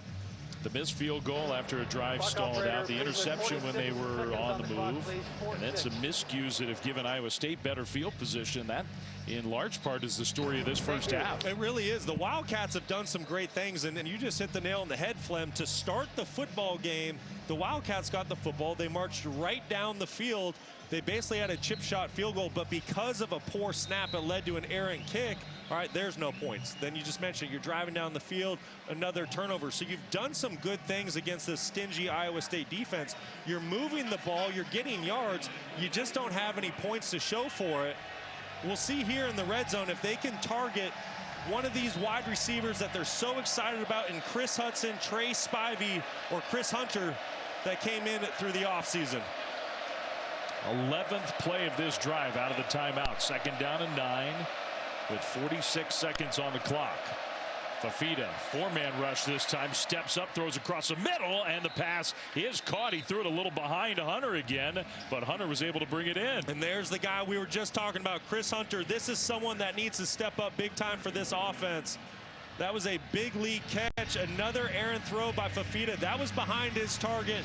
Not an easy catch, but Hunter did a great job going down to the ground. And just inside the 10 makes it 1st and goal. Not using one of those 2 timeouts. Clock moving. Fafita will throw to the end zone, and what an attempt and a catch. Touchdown, Chris Hudson. Well, back-to-back brilliant catches by the Arizona wide receivers that Brock was just talking about. Hudson from 9 yards out to put Arizona on the board. I'm sure they'll check and make sure he got the catch secured and inbounds. What do we think? Reception, foot inbounds. That's touchdown Wildcats. What a play by Chris Hudson. What a throw, what a catch. When this Wildcat football team desperately needed it, Noah Fafita put that football on the money. Chris Hudson ran an excellent route. Yeah, they had to have that one. Kick is up, and it is good. So Arizona with 22 seconds on the clock in the first half. They managed that beautifully. Got in the end zone, got their first points, and don't leave much left for Iowa State. Yeah, I want to show you this touchdown. Here's Chris Hudson, the wide receiver transfer from Oregon and Washington State. And watch this route, how he wins at the line of scrimmage with patience, and just a perfect throw by Noah Fafita. This is the quarterback that I remember watching back in 23 when he led this Arizona football program to 10 wins, set multiple school records. That was a textbook throw and catch. That was a really good drive. And almost those words of his offensive coordinator, don't get frustrated against this team. They want to frustrate you. And he stuck with it, even with a couple missed opportunities on that drive. Get it all the way down the field. 12 plays, 69 yards, 2.5 minutes. They only needed one of those 3 timeouts. They managed that about as well as you'll see a team at this level manage it. Kick into the end zone for a touchback. Well, next Saturday, I know we've had a lot of great college football today. Next Saturday, how about this game? Florida State, they're going to be chomping at the bit to get back at their longtime rivals in Tallahassee. Number 2 Miami. We'll see where Florida State is ranked. 7:30 p.m. Eastern time on ABC on the app. You won't want to miss that one. So much great history in that rivalry matchup. Doak Campbell Stadium's going to be alive and well. Can't wait to watch that one unfold. But Flem, I love the point that you just made not too long ago about Arizona managing that situation, leaving only 22 seconds for this Iowa State offense. Back to play fake, and he's going to go downfield deep into some coverage, incomplete. Well, if you thought Iowa State, sort of Matt Campbell, complimentary football, be conservative, take a knee. He let his quarterback let it fly. Yeah, that surprises me a bit. Usually in these situations, especially when you have the game in control the way you do, you're going to throw more of a guaranteed type quick, simple completion. If you can get the drive started, then maybe you put your foot on the gas. That's a pretty dangerous throw by Rocco Beck. We had the shot of Matt Campbell in his headset talking with his microphone, and I think we now know what the message was. Guys, we're not doing that again. Yeah, we got a good lead and we get the ball to start the third quarter. Let's be smart. All right, message received. It's still a very successful first half for Iowa State as the final seconds tick off the clock. A lot of good for the Cyclones. Arizona did get in the end zone, so they're not done yet down on the field with Matt Campbell. Here's Stormy. Well, your defense was pitching a shutout until the 22-second mark. What changed on that final drive for Arizona's offense? Well, we got to play better pass defense. You know, they got a great quarterback. He made some great plays and really put themselves right back in the football game. You get the ball first when you come out of the half. What's your message to the offense to build on this lead? Well, we're going to have to do a great job. You know, I thought we were not as consistent as we needed to be in the first half. We're going to have to be better in the second. Thanks, Coach. Thanks. Dave. All right, Stormy, thank you very much. Matt Campbell and company heading into the locker room. It's 22-7. In studio, Matt Perry, Joey Galloway, and E.J. Manuel. Welcome back to ESPN College Football Primetime, presented by Experian. You're watching the Big 12 on ESPN. It's turned into just a beautiful night under the lights in Ames. White out in the stands. Cyclones and the Arizona Wildcats. 22-7 as we get ready to start the third quarter. Dave Fleming, Brock Osweiler back with you. And the 7 for Arizona feels really significant. Great drive by them at the end of the half. They were getting run out of this building. Now I think they feel like they got a shot. Certainly, and it was without a doubt a gotta-have-it drive there at the end of the second quarter. If Arizona doesn't find a way to get points, they're essentially out of this game with Iowa State getting the ball here to start the second half. But now they're right back in it. This is where they want to be. The question is, can Brent Brennan, Danny Gonzalez get this defensive unit for the Wildcats to go out here and get a big stop and allow Noah Fafita to try to cut it to a one-possession game here in the third quarter? Or does Rocco Beck drive this football down the field behind that big offensive line that really controlled the line of scrimmage in the first half? I mean, Rocco Beck made some really beautiful throws. They ran the ball effectively, felt like they were controlling the line of scrimmage. And yet, as we start the third quarter, Arizona has more total yards than Iowa State does in this game. So we will see kickoff into the end zone, and it'll be a touchback for the Iowa State offense coming on the field. Yeah, and they were really great in the first half, putting up 22 points. Just watch the accuracy here from Rocco Beck. This is in the first quarter. Man coverage, Sewell trying to push this football down the field, drops the ball right into the breadbasket. This is something the Iowa State offense had not been doing very well with in the first 4 games of the season, using those wide receivers down the field. And then the big offensive line took over with running back Carson Hansen as well. A great mixture of plays in the first half, run pass by the Cyclones. Hansen starts in the backfield, and Beck on the move will dump it to Burkle, one of his many tight ends, for a nice pickup on first down. Let's go down to Stormy.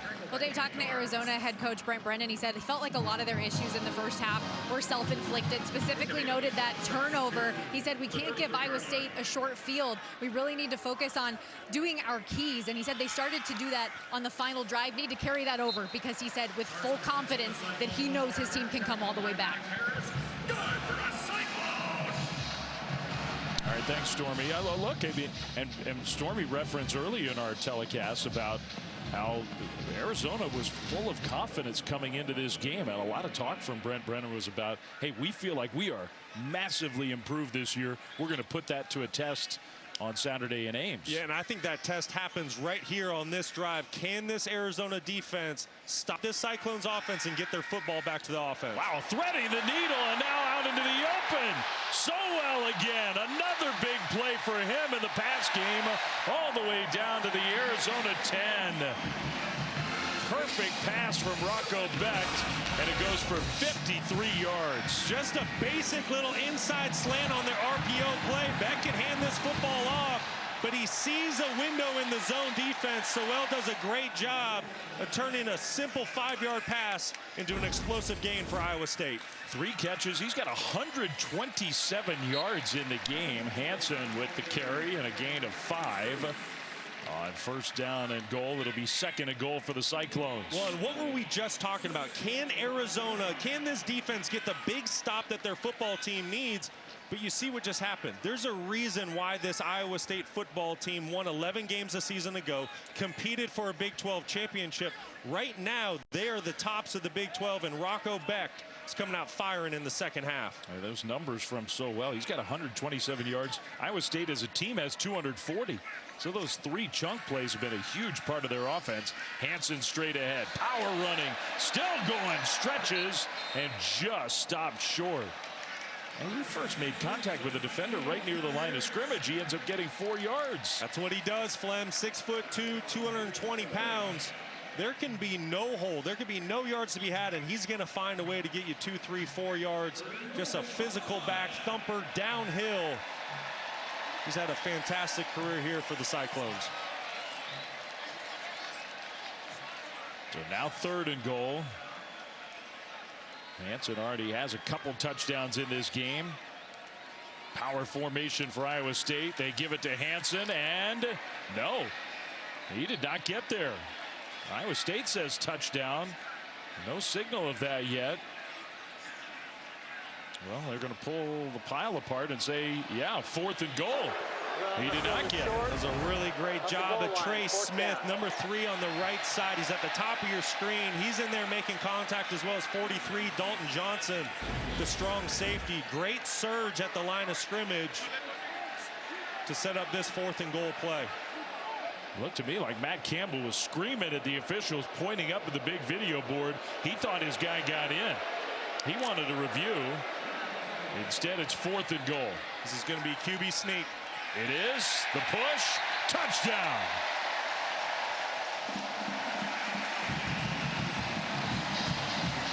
So the opening drive of this 3rd quarter for Iowa State, and they get it in the end zone. I think Matt Campbell's still unhappy about why that 3rd down run wasn't a touchdown. It took him 1 extra play.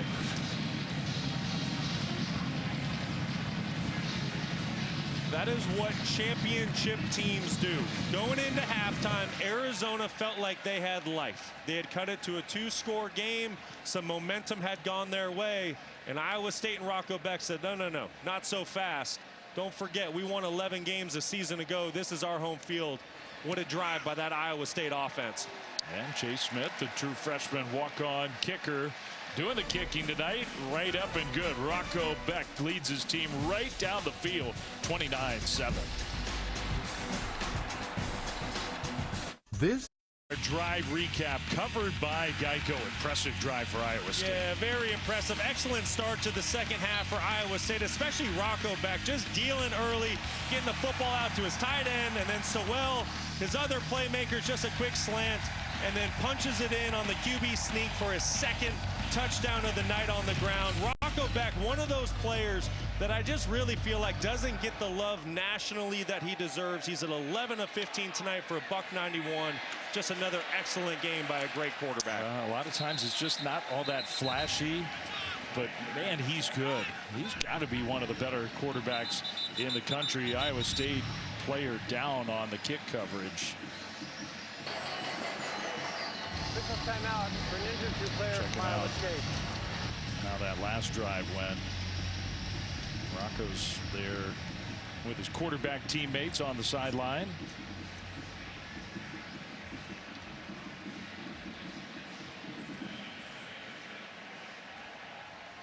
Vince Benetti is the guy who's down. And they're going to sit him up. That's a good sign. Sophomore tight end, one of the many that the Cyclones have from here in state. And now he'll get up. There was initially some panic from those Iowa State teammates about Vince going down, maybe a stinger or something like that. So he will go to the injury tent, but it's a good sign that he walked off the field.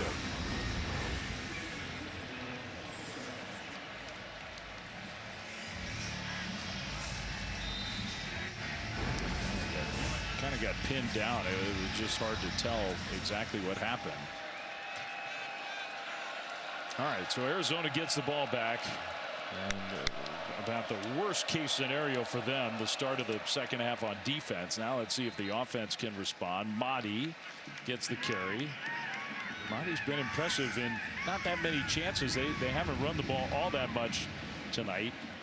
No, but when they have, he's been fantastic. I think he's getting 5-6 yards a clip for this Arizona offense. And you see it there. I mean, that's a good run. He was pursued. He got away from the defender and gets a first down. And I love that Arizona is staying with the ground game. I get it. You're down 22 points, but there is a ton of football to play. If you just start airing this football out right now, you're going to get a defensive front that's able to tee off on these offensive tackles. I love that Seth Agee is sticking with the run game here. Well, that's not good news for the Cyclones. That's the big orange, the big citrus. His last name is Orange, Dominic Orange. The senior from Kansas City, the big smile, big personality, one of the leaders on this team. A guy who's got a big future ahead of him. Having a really great season for the Cyclones and multiple seasons, but I think the impressive thing with the big citrus this year is just the shape that he got into. A season ago when they won those 11 games, he only played in one game where he played more than 40 snaps. In 3 of the first 4 games this season, he's already played more than 40. So he's in excellent shape, best shape of his career, and really off to a great start.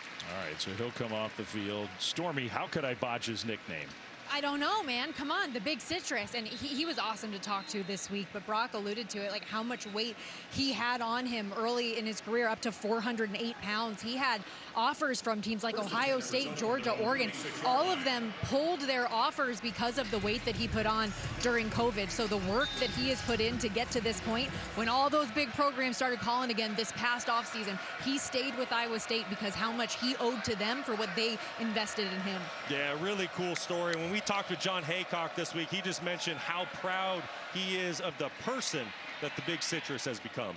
Olsen, the tight end, catch on the run outside the 40. Another Iowa State player banged up after putting a hit on Olsen. That's Kyjon Cummings-Coleman. Officials timeout for an injury to a defensive That's player. 3 straight plays where an Iowa State player's been hurt. Just a freshman. I think he's got a big future ahead of him. And his head coach is in there trying to help just get him settled down.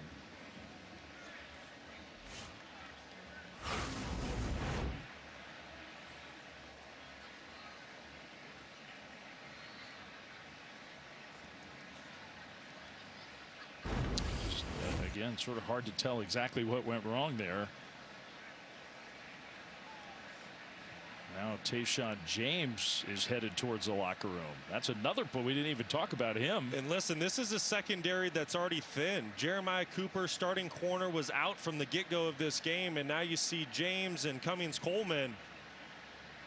They're starting to get to second and third strings here in this secondary. I mean, that would be what, 3 of their top like 6 or 7 guys? Yeah, probably.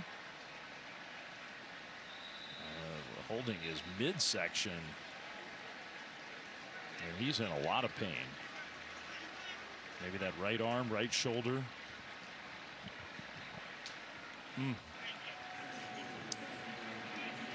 Tough sequence for Iowa State. They're in control of this game, 29-7, but get beat up. 2nd down and 4 coming up for the Arizona offense. We'll see if Noah Fafita and company look to take advantage of maybe a thinner secondary. Handoff straight ahead and a good tackle. That was Marcus Neal, one of the healthy starters remaining on the field. Gain of just 2. Nobody accounted for Marcus Neal in the run blocking scheme. Just came completely free off the edge of the defense to force the 3rd and short for Arizona. I would think, Brock, at this point of the game, we're down 29-7. You're close to midfield. You get 2 plays to get 2 yards. It's close. You know, you have to assume in a lot of ways it's 4-down territory. I do think if you don't get it, you do strongly have to consider punching the football away. Remember, no Fafita using his legs more this season. We'll see if Iowa State accounts for that. He throws, and that one is caught, so they won't have to make the no. The ball ultimately came out, according to the Iowa State defensive players. No real signal from the officials. Chris Hunter, and they're going to say catch. Arizona's going to try to get to the line very quickly and get a play snapped. 1st down, right around midfield. And they couldn't get it snapped. Well, they just stood there, snapped the ball. Yeah, they had the right idea. They're trying to snap that football. Previous play is under review. Ruling on Phil was a catch. You want to do everything you can to avoid that replay. You have the 1st down. Just get the football snapped and hand it off and move on to take this out of the officials' hands. Now, you have to remember, with a catch, you have to maintain complete and continuous control through the reception. And I just don't know if that's there for Hunter. Did it ever hit the ground? He ends up on that ricochet, kind of snatching it out of the air. Does it hit the ground? Well, it's hard to tell there. I think it's on the turf. I think it touches the turf just for a split second. It's really close.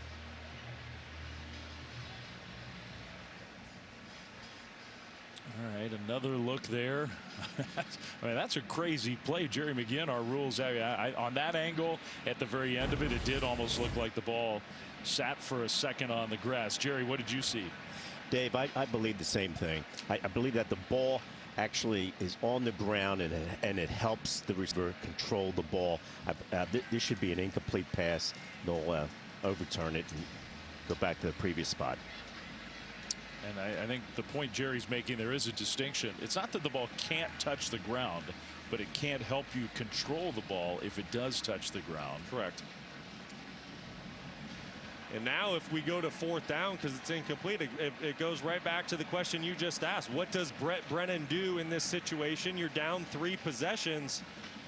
You know, if he goes for it on 4th down, I think that says, all right, he has a lot of confidence in his offense and his quarterback with Noah Fafita. But also, you have to remember, there is a ton of football game left. So if you kick this ball deep and you try to pin Iowa State. The receiver never controlled the ball before it hit the ground. It's an incomplete pass. It will be 4th down to the previous spot. If he punts it, it's because he trusts his defense to get a stop and get good field position for his offense. Well, it looks to me like his quarterback is coming out on the field. That's right. Here we go. So I think that does tell you about his impression of the rest of this game. Arizona's been perfect on 4th down. This is a big one. Monty sprints out wide left. Iowa State showing pressure, and they bring some pressure. Ball knocked down at the line of scrimmage. Batted down, incomplete. I think it was Marcus Neal who got a hand on it, and Arizona turns it over on downs. What a great play by Marcus Neal. Blitzing from his nickel position at the top of your screen, does a great job getting a hand on that football. And when we come back, Iowa State football.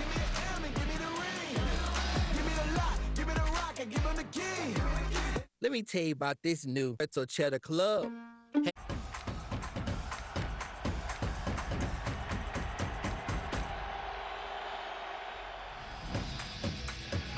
It's a lot of logos these days in the Big 12. It's a lot of teams. It's a lot of good teams. You got 1, 2, 3, 4 ranked teams. One of the unranked teams is the one that's actually 2-0 in conference play. That's the Sun Devils of ASU. Yeah, big win over TCU last night at home. But when you look at this, it is just too early to get into the predictions of what's going to happen in the Big 12. I truly believe there's 6 to 7 teams that have a chance to win a conference championship this year. And if you look back to last year, it really came down to the final week of the season. There was multiple teams that had a chance to play for it in Arlington, and I think we're in for that again. All right, you read my mind. I was going to ask you, realistically, how many of those teams you think could emerge as the champion of the Big 12? That's right where I'm at. It's 6 to 7 in my eyes, and once again, as we start this conference slate and we get into mid-October and later in October, the picture's really going to clear up. But at this point in time, and I said this in the preseason, I'm a firm believer there's a good half dozen teams. And that just says to the strength of this conference and how good a football you see week in and week out being played. After the turnover on downs, a loss of 2. Now a handoff to a tight end who's going to throw to a wide open receiver. Down to the 1. Eskelson caught it. Bramer, the tight end, threw it. It's 1st and goal, and we got smiles all the way around Eskelson. Can't believe he didn't get in. Well, you gotta love a little trickery getting drawn up at midfield. And how about that throw by Bramer? Just a fantastic throw by the tight end. Defense completely bit on the speed sweep to the tight end, and here goes Rocco Beck for his 3rd rushing touchdown of the night. No doubt about that one there. Touchdown Iowa State. It's 35 to 7.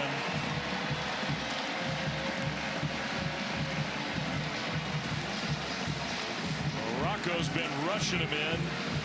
As Brock just said, his 3rd of the night. I mean, they use their tight ends in every which way here in Ames, including throwing the ball down the field. It is so impressive. They're highly involved in the run game, the pass game. We've seen them make plays there tonight and all season long.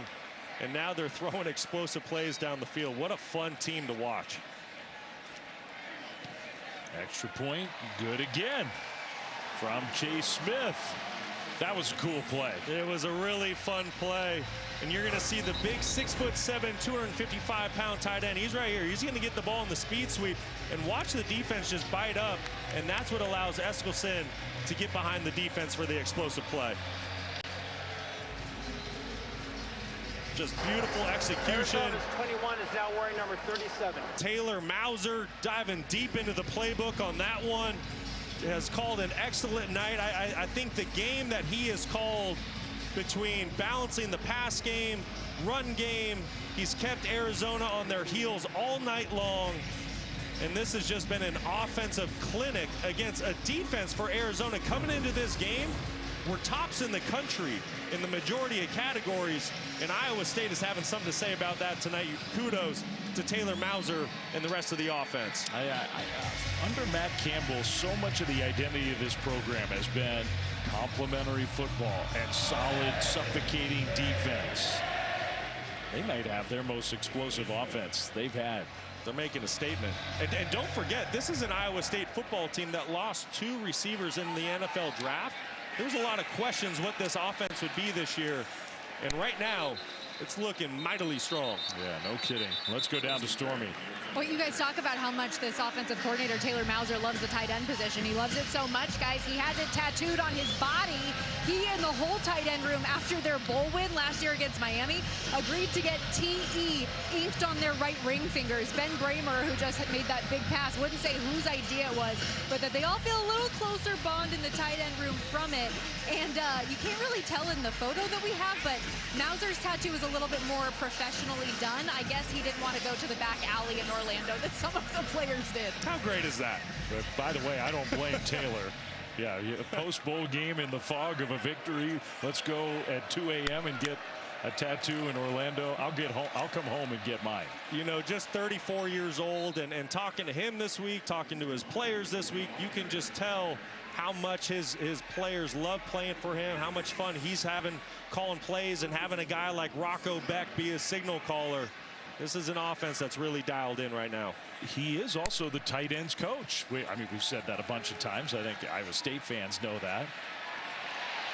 Fafita gets hit and flings it away. Incomplete. It'll be 2nd down. 36 to 7. Man, we still have 7:35 to go in the 3rd quarter. Arizona scored that touchdown at the end of the 1st half to make it 22-7. Felt like they got back in the game. Yeah, we really thought they were. We thought Arizona was gaining some momentum, but you have to go back to what we said in the opening statement of this telecast. You know, this was a measuring stick for both teams. You look at Iowa State, they had some tough, gritty wins. They hadn't really blown anybody out this year. Arizona 3-0, thinking they're a better football team. Well, tonight, Iowa State is making a big statement. The Big Citrus is back in the game. That's good news for the Cyclones. Fafita wide open across the middle, and that receiver down at about the 32. Hudson again, who took a big hit at the end of that, almost as he went into a slide. He has the one touchdown catch for the Wildcats. He is going to get up. I'll show you this. This is a really good concept by Seth Dagey. Watch this switch release by the wide receivers, and what that does is it puts the middle of the field safety in conflict. He doesn't know who to cover, and you get a wide open target down the field for the Wildcats. Really good play design by Seth Dagey. This was the hit as he sort of stumbled down. Marcus Neal. The Shark was roaming the waters in the middle of the defense. They're going to get a stoppage. Previous play was under review for possible targeting. Yeah, I was about to say maybe they might look at that play for a potential targeting.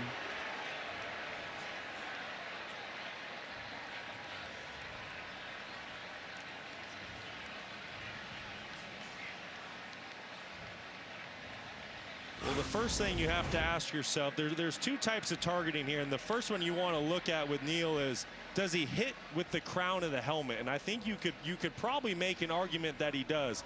The crown of the helmet is the very top, the 6-inch radius. If you hit an opponent anywhere with the crown of the helmet, it is an automatic targeting foul. Because right there, the receiver, he's not defenseless. He's a runner.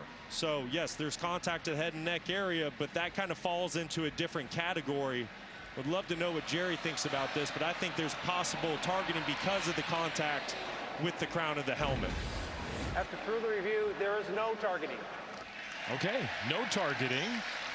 Jerry, do you have an opinion as to why they didn't see targeting there? Well, Brock, as you mentioned, he is not a sliding quarterback, sliding runner. He's still a runner. So you would need the crown of the helmet, and they must have thought that there wasn't enough force, attacking force, to put the targeting foul on. Okay, yeah, I could see that, Jerry. That makes sense. And I think it's big news for Iowa State. I mean, Marcus Neal, they're already banged up in their secondary. Marcus Neal would be gone for the rest of this game. He would be gone for the first half next week. Iowa State has to go to Cincinnati. Cincinnati today went on the road and beat Kansas. Yeah, they're playing really good football right now. Now, that is not a gimme game for a really good Iowa State team. Pass completed to Trey Spivey from Fafita. Actually, that was Mizell, the freshman Isaiah Mizell. Sort of in some traffic there to be second down. Yeah, and Cincinnati with Brendan Sorsby, another veteran quarterback in this Big 12 league. All those veteran bodies on the back end for Iowa State, they matter at this point. Second down and 3 for the Wildcats.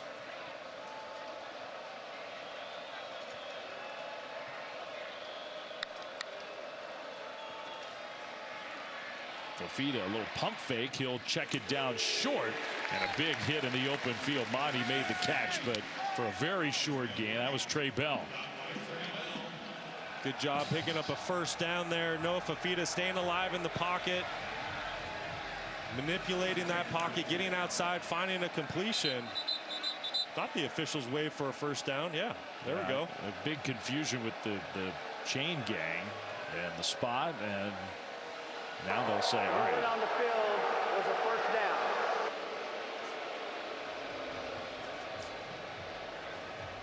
It is first down. Second year for Brent Brennan in Tucson. Measuring stick game, this one. And still a quarter and a half to play. Handoff. Monty breaks one tackle, gets inside the 20. They've got a player in Ismail Mahdi. I tell you what, they found a diamond in the rough coming over from Texas State. Mahdi runs hard. He's elusive. An injury to a defensive player. Another injury, and it's the Big Citrus again. I don't know if this is the same thing or something different. He's their best guy on the defensive line. And a real NFL prospect. Oh, absolutely. One of the top defensive tackles, nose tackles specifically, when you start looking at the upcoming NFL draft. We mentioned the shape that he got into in the offseason, lost some weight, best shape of his career. Hope he's okay. I mean, Stormy told the story, and it really is, it's worth just emphasizing. He thought all that weight he gained during COVID was going to cost him his whole football career. Like, did I blow? He was an extremely highly recruited player out of high school.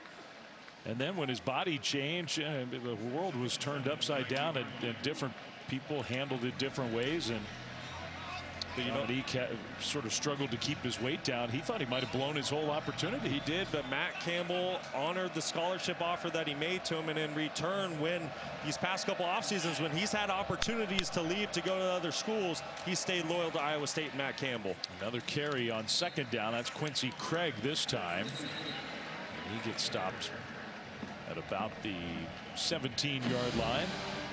Just a couple of yards. Third down coming up for the Wildcats. There's a big citrus into the tent.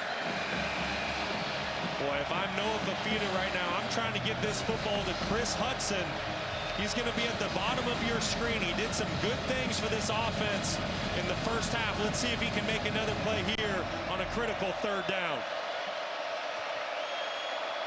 There he is. Fafita. A little fake now across the middle, and he finds a man open. That's an Arizona first down. It'll be first and goal. That is Trey Spivey with the catch. So first and goal, Wildcats coming up. Really good protection by this offensive line. It's only a two-man rush by Iowa State, but what's more impressive is Noah Fafita staying cool in the pocket, keeping his eyes down the field, staying alive, and finding Spivey over the middle to get a desperately needed first down for the Wildcats. Fafita 4 or 5 on this drive. Craig in the backfield, first and goal.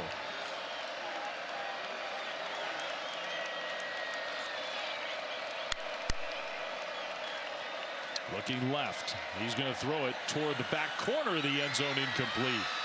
Good coverage intended for Burnett, the tight end. That's Carson Van Dinter in coverage. He talk about some of the injuries in the secondary, going a little deeper into their depth chart. Redshirt freshman from Wisconsin, really good size, 6'3", 210 pounds. You're right, Flem. They're starting to get into the depth of the secondary for the Cyclones with all these injuries. 10th play of the drive here for Arizona, and there's no settling for a field goal at this point of the game. Down big. Again, all kinds of time for Fafita. Now scrambling, looking to run. He changes his mind, throws right to the pylon. It's caught, and Hudson gets shoved out of bounds short of the goal line, but it is a catch down to the 1. How about that catch by Hudson? Having himself a ball game tonight. Great job by Fafita staying alive. Look at that accurate throw. You can clearly see he's short of the goal line, but nevertheless, great throw and catch on the run by the Wildcats. Feet were in the end zone. Ball just wasn't there. That's right. Ball has to cross the plane of the goal line. Third and goal. Arizona.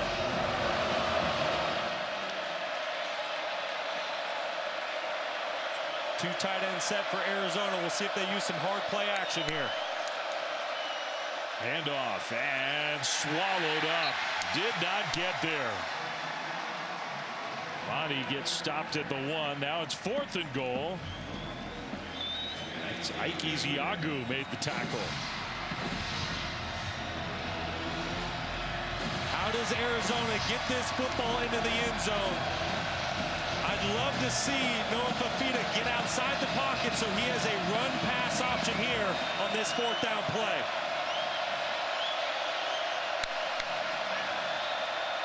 He rolls. He throws. Caught!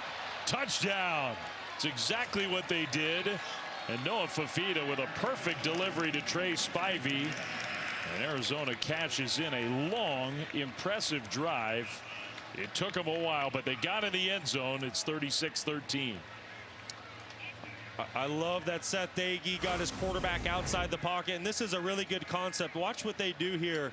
and how the defense loses track of Spivey at that second level of the end zone.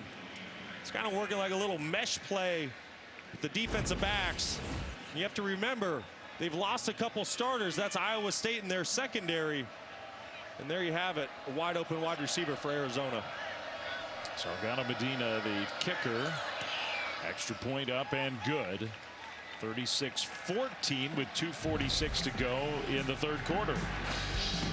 Arizona desperately needed these points. Noah Fafita, great answer, getting his ball club back in the end zone. The Wild Card Series on ABC, ESPN, and streaming on the all-new ESPN app. Look out! And welcome back to ESPN College Football Primetime. Presented by Experian. Dave Fleming, Brock Osweiler, Stormy Bonatoni. Jerry McGinn is our rules expert. Prime time under the lights. White out in the stands in Ames. 36-14 Iowa State. And after that touchback, Iowa State's offense coming back on the field. Let's check in studio again with Matt Barry. All righty, Flem, how about your All-State good hands plays of the day? We're going to start South Carolina, Kentucky. Jared Kilgore, Oski. Got a pick six against Kentucky. This one of the half. It is all cocky, 28-10. Bama and Georgia. Bama loaded with receivers, including Caden Proctor, the offensive lineman. 6'7", 369 pounds of beef. Look at the big fella rolling. Oh, Matt, that's one of the best All-State good hands we've ever had from you. Oh, that was pretty impressive. I love it when the big guy gets an opportunity to handle the football. Well, we had a tight end throw for a long gain here in this game. Iowa State. Sama got the carry on first down here. Cyclones get the ball back after giving up the touchdown. And we're still in the third quarter. This game's not totally put to bed yet. But Arizona's defense, they need to come up with a big play. Either a quick stop or a turnover, something. Back to throws. He's got a man wide open. And a turn up field for an Iowa State first down. That's Gabe Burkle back healthy this week. And they've used him quite a bit. Great to have him back in the lineup if you're an Iowa State fan. Missed the game a week ago, as you mentioned, prior to the bye against Arkansas State. Very dynamic player at 6'6", 255 pounds. He can do a lot for this offense. Sama trying to turn that corner with his speed. He has a lot of speed. Nice game. Dansby shoved him out of bounds, but that's 8 more yards for Iowa State. And every first down that Iowa State gets, it just gets more and more difficult for this Arizona football team. You mentioned it a minute ago, Flem. They're not out of this. They're down 3 possessions. They have a chance, but it has to happen on this drive. They got to get a stop quick. Yeah, isn't it funny how this sport can be? The total yardage is real close. The first downs, Arizona has the advantage. Time of possession, Arizona has the advantage. They've run for more yards per carry than Iowa State has. And yet the Cyclones have controlled this game almost from start to finish. Sama gets another Iowa State first down right to midfield and just across midfield. The box score doesn't always tell the full story of how a football game plays out. You know, you think about Iowa State. Okay, yes, they have 36 points. But, like, you're talking about why is what happening. In Iowa State, they've had so many short fields tonight. They've done a great job, complimentary football, playing special teams, pinning Arizona back, getting short fields. This is a must-stop situation for Arizona. They have to find a way to get this Cyclones offense off schedule here and the ball back to Noah Fafita. Already to midfield, Iowa State letting some of that clock burn off. Sama in the backfield. Rocco Becht hands it off, and Sama cuts it back left. Takes a big hit, but more running room. Traden Stukes made the tackle. This is such a veteran and experienced offensive line for Iowa State. And you see what they're doing here as we wind down towards the end of the third quarter. They're just asserting their will on this Arizona defensive front. This is a big physical offensive line, and they're going to wear you down over the course of a game, and it's starting to take a toll on this Arizona defense. All those tight ends shift to the right side under center, and Becht is going to stand up, and with that difference between game clock and play clock, I think he's just going to let the third quarter wind down. This is the end of the third quarter. Shorten the game when you're up 36-14. That seems like a smart plan. Just a very efficient night for the Cyclones, doing a lot of things right in front of a big crowd. The whiteout, the students here in big numbers, some trick plays, some big plays down the field, and then that classic Iowa State power football.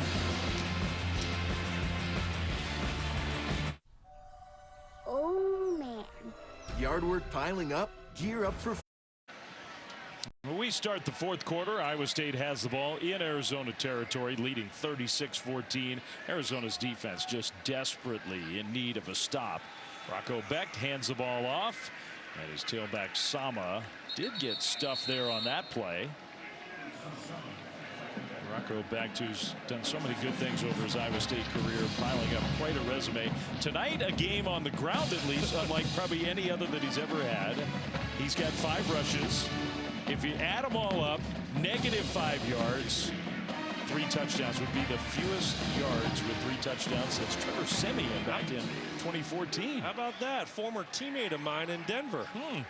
You think he's watching us tonight? I don't know. I might have to shoot him a text. Say you're on the big screen tonight. Becht scrambles and went into the slide. They're going to spot him a little short. I don't blame him for going into that slide, but they'll say 4th down and a yard coming up. All right, that ruins the whole graphic. He just ran for positive yardage. Hey, they got the goal line QB sneak figured out, no doubt about it. That was good timing, by the way, by our production crew to get that graphic in before he scrambled for 3 yards. Matt Campbell says, yeah, he was a little short. QB sneak coming. Here we go. Add another yard to the total. He got it. 1st down, Iowa State. A yard in a cloud of dust. So let's get that number updated. 7 carries and what do we think? 6 carries, I guess. Well, -2 yards maybe total. But all that matters is those 3 touchdowns. It's now or never for this Arizona defense. It is get a stop here. Do not allow Iowa State to get into field goal range. Well, I think the nail's in the coffin. Now a throw knocked away. Wow, he had a man. Dominic Overby had a step and a nice play on the ball. That was a really good play by Riley Wilson. He's made a couple good plays for this Arizona football team tonight. Number 16. Well, as I say that, that looks like a pure drop right there by Overby. Looked like Wilson got a hand on it, but on second glance, that's just a pure drop. Yeah, he sold me that he knocked it down. So the clock stops, 13-12 to go. Becht will pitch it. Sama looking for a crease. Takes a hit and gets stopped by Dansby and company. Only a yard to bring up 3rd down, where if Arizona has any pulse, any chance in this game, they got to stop them right now. Yeah, and Iowa State, they're in a really strange spot here with their 2 main kickers on the bench with injuries. They have a true freshman kicker, Chase Smith, in the lineup tonight. His field goal range is the 27-yard line. So I have to assume for Iowa State at this point in the field, this is 4-down territory. Let's see if they can get half back and make this thing a 4th and manageable situation. Becht in the shotgun. Play fake. Pressure comes. Becht is going to get sacked. Penalty flag thrown. I'm assuming that's holding. And Rocco is a little slow to get up. Arizona brought pressure, and that worked. That's Riley Wilson again making another play. Call's going to be against the Cyclones, so they're checking to see if Arizona wants to accept or decline. Offense number 75. That penalty is declined. 4th down. Danny Gonzalez knows he needs to get this football back to his offense. So what does he do there on 3rd down? He dials up an all-out pressure. You're going to see here. There's going to be another Wildcat that comes from the side of your screen. Rocco Becht does not recognize the blitz and get the football out on time. Takes a critical sack. Officials timeout for a medical stoppage. That's really the first mistake he's made all night. Rocco Becht has played a really clean game. Going 12 of 17, over 200 yards. We mentioned the 3 touchdowns on the ground. But someone who's in his third year being a starter, you should see that pressure and find a way to get that football out of your hands to save your team to field position. He's back to negative rush yards for the game. Yes, he is. -9 total. In college, those sack yardage goes against your rushing total. I mean, I guess if you're looking for the bright side for Iowa State, you're up 36-14. Protect the ball at all costs. Yeah. And he did do that. Patterson back standing around the 10. Arizona, the problem for the Wildcats is that was 11 plays, a total of 29 yards. 11 plays and almost 5.5 minutes. Yeah, melted quite a bit of clock. Fair catch right at the 5-yard line. What's Ames known for? They got some great local joints. They've got great football here now. They also have the world's largest concrete gnome right here in Ames, Iowa. This Sunday. Well, the last sack that Rocco Beck took, we mentioned he got up a little slowly. Watch the end of the play. Maybe head sort of snapped back onto the turf, maybe. Talking to one of the Iowa State trainers. And then after about a minute of that conversation, went into that tent. And I can tell you as a former quarterback, that's a scary scene there if you're an Iowa State fan. As a quarterback, it's usually the hits like that where your head kind of bounces off the ground that actually hurt more than when you take the big hit by a defensive lineman or a linebacker that's coming in and hitting you. You really hope he's going to be okay. Arizona, meanwhile, backed up deep in their own territory at the 5, needing to go and go now. Short pass right flat. And the tight end Olsen out of bounds. Let's go down to Stormy. Yeah, guys, Becht came out of the tent after what looked to be some neck mobility, as well as those standard concussion tests you see trainers do when they suspect anything. He came out, a teammate asked him if he's okay. He said he's good, and then went up to a bunch of his offensive teammates and was dapping him up, giving high fives. So I think he's okay. Now, Stormy, is there anything to the fact that as we're looking at him right now, he doesn't have his helmet with him? You think that means anything? I don't think so, no. Okay. Second down, Arizona. Fafita is going down the right sideline, trying to back shoulder throw. Great effort by Chris Hudson. He caught it, but he's out of bounds.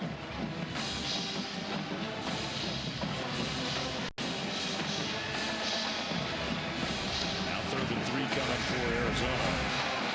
This is really close to being a catch. Keep an eye. Oh, and then he lost the ball. So he didn't actually finish the catch. Out of bounds without control of the ball.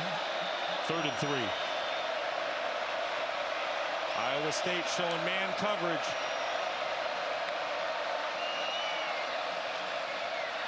Fafita dancing around, dumps it down to Motti. Tried to cut middle, got knocked backwards. And he's well short by, I think, 2 or 3 yards. And that's what makes this 3-3-5 defense so difficult. Pre-snap, you're getting a man indicator, but then at the snap of the ball, Iowa State plays their traditional zone coverage. There's just nowhere to go with the football down the field for Fafita. And what do you know? John Haycock, once again, in his defense, find a way to get off the field. And I understand why you do it, but you're down 36-14 with under 11 minutes to go. You punt the ball here, you're basically saying we're not winning this game. Yeah, the white flag is in the air.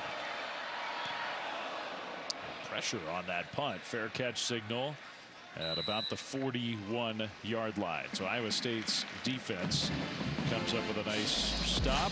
No concrete gnomes. I don't know what that is, but that's in downtown Ames too.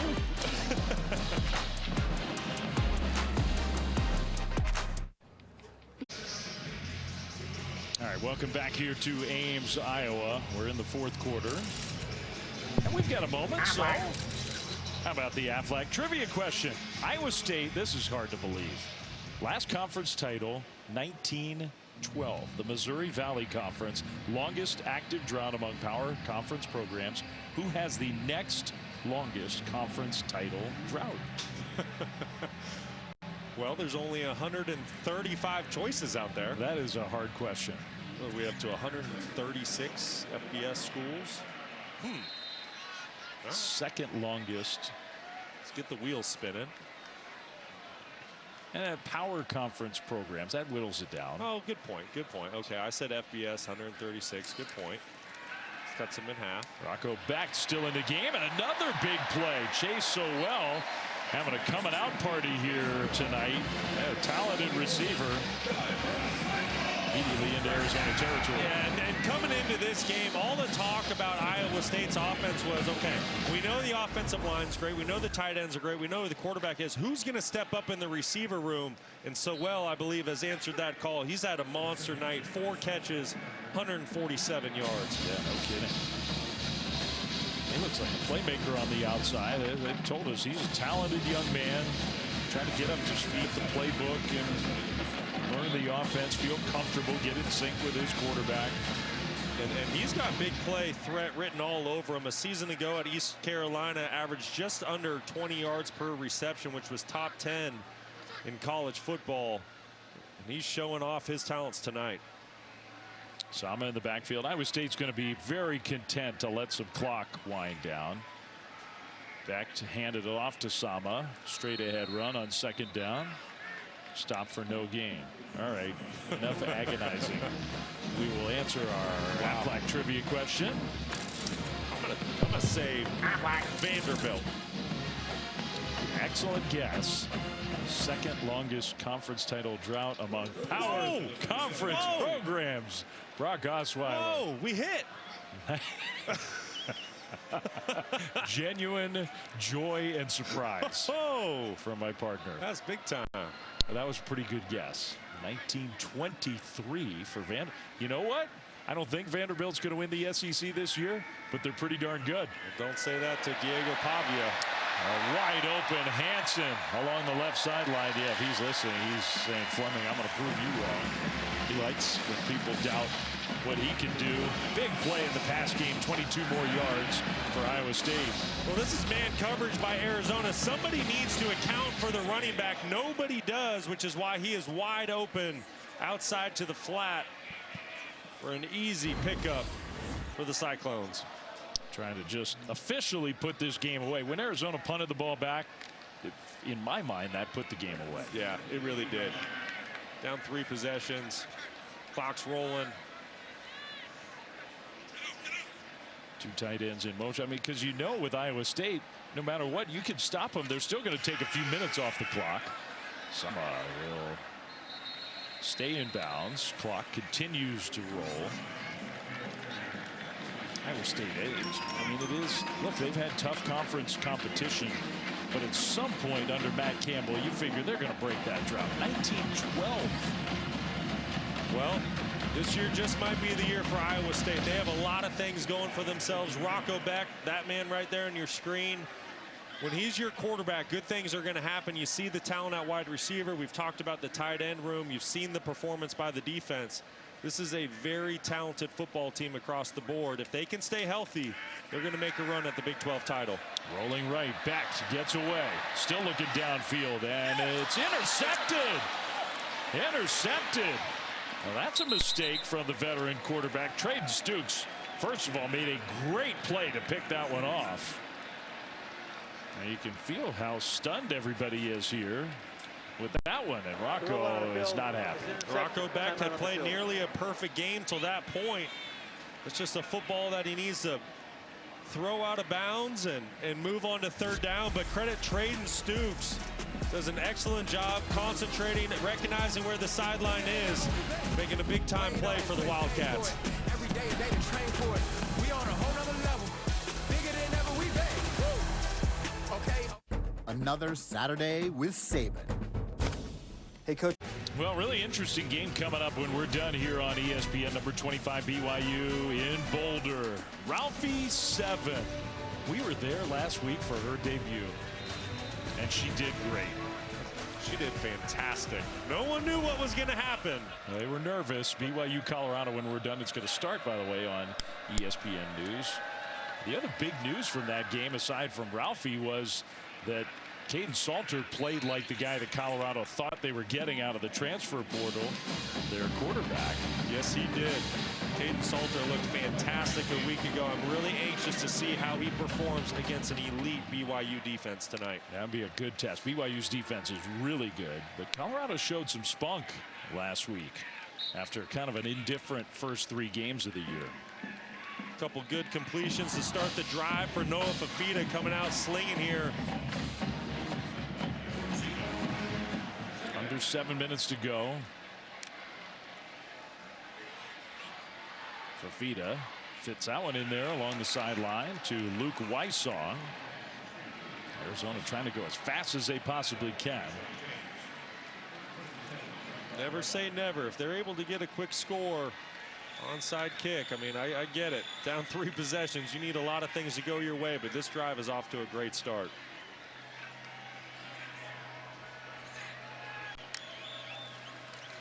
Quincy Craig in the backfield with Fafita help pick up the pressure, and another completion. This time to Chris Hunter inside the 25. Another Arizona first down. Boy, Arizona playing with some really good tempo. Noah Fafita showing the leadership and composure that he has, getting his guys lined up, snapping this ball as quick as he can. They've gone 59 yards already in just 4 plays. Again, the pressure picked up. He's got a man, and it's dropped. And maybe not a perfect pass. Chris Hunter, though, had a chance for the catch, incomplete. That was a really good throw. Unfortunately, his wide receiver Dominic Overby stumbles out of his break and is not able to recover. He's basically tripping and going to the ground when that football hits his chest. Really, excuse me, that's Hunter. What a tough break for Arizona. Yeah, I think that little stumble just was the difference there. 2nd and 10. 3-man rush. Fafita dumps it short. Javen Watley inside the 20. 6 more yards. Clock continues to wind.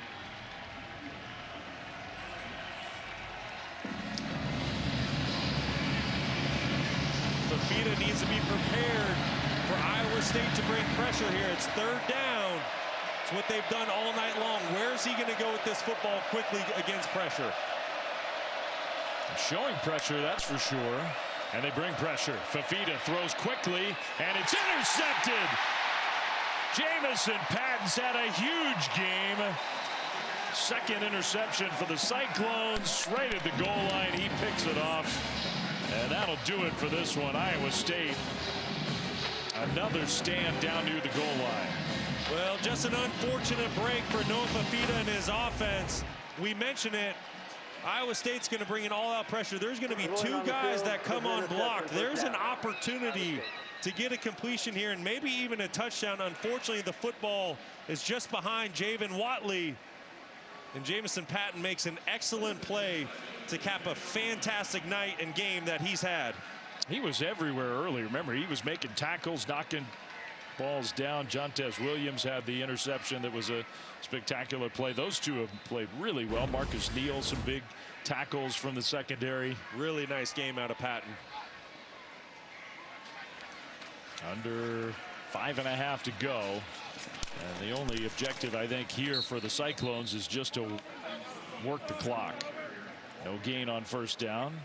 You know, and that just seems to be, you know, when we talk about Noah Fafita, and when we talked about it in the open tonight, when you go back to the 23 season, he was elite. I really thought he was one of the best quarterbacks in the country, set multiple school records, led his team to 10 wins, but then last season fell off. And then tonight, there's been multiple examples where there's receivers open.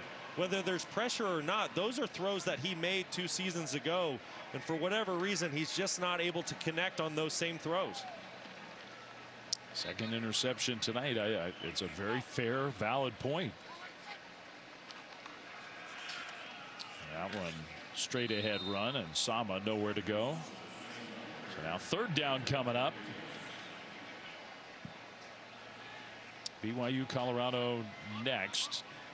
Iowa State has to play both those teams. They get BYU at home. They go to Boulder in a couple weeks after they go to Cincinnati next week. So back-to-back conference road games for Iowa State. Those will both be tests for sure. Absolutely. Arizona State will come here. TCU, or actually Arizona State comes here. TCU hosts Iowa State.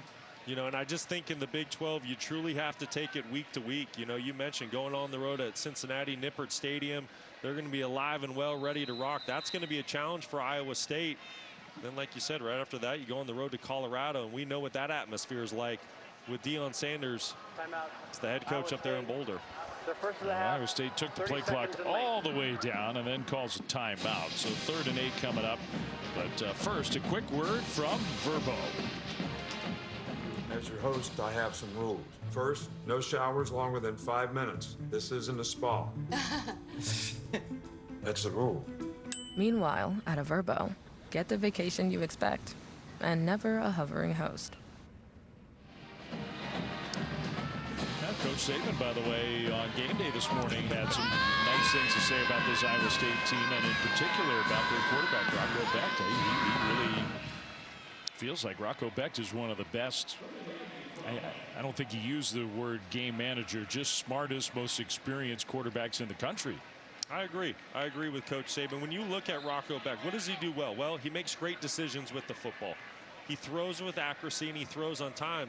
Those are 3 of the biggest things, in my opinion, that you need to do as a quarterback. He makes his teammates better. He's a fantastic leader. Deserves a lot more credit for what he's done here at Iowa State. It looked like a designed run against the blitz, and he takes a hit at the 10-yard line. So it'll be 4th down. Arizona's going to use a timeout. Well, one thing is the streak, I think, is coming to an end tonight unless something crazy happens. He's rushed for 3 touchdowns. But Rocco Becht, 22 straight games with at least 1 passing touchdown. Longest active streak in FBS.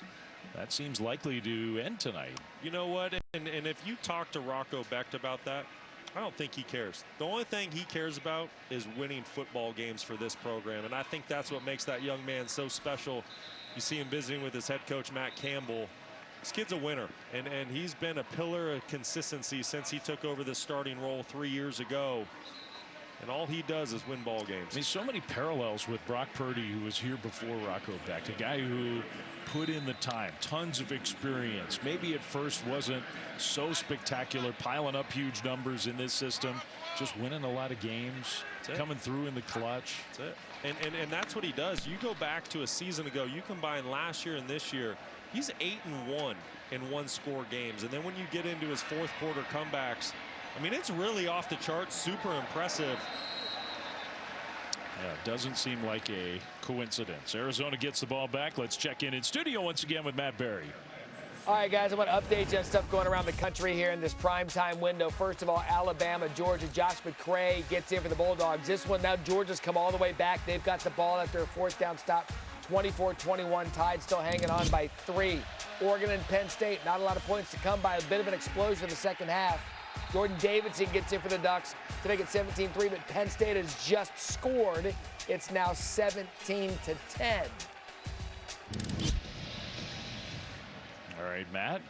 Dan Lanning, no surprise. He's pretty energetic. He's all sorts of fired up there on the sidelines in Happy Valley. But that game not over. It's just so great that conference play is alive and well right now. And Oregon goes to the Big Ten, and they start playing Big Ten football. Run the ball. Fafita gets swallowed up. Man, he had nowhere to go. The Iowa State defense trying to put an end to this one. Well, you have the offensive line sliding to the right with the center. Iowa State brings 3 defenders to the left side. One more than Arizona can block. That's an easy sack for the Cyclones. Fafita threw that one into traffic, knocked down, incomplete. Now Jontez Williams, after making that play, he's another really important player for Iowa State, and he's hurt.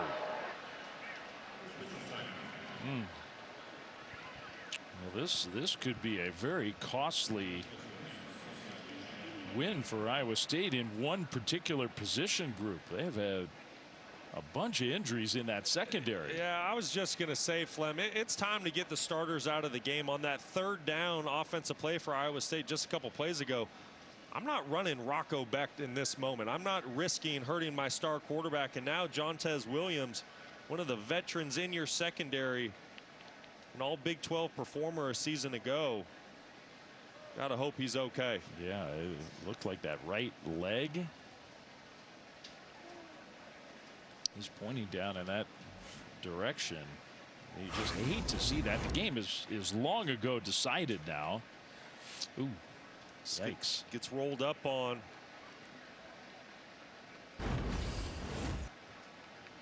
The reaction was immediate, whether it's ankle or knee.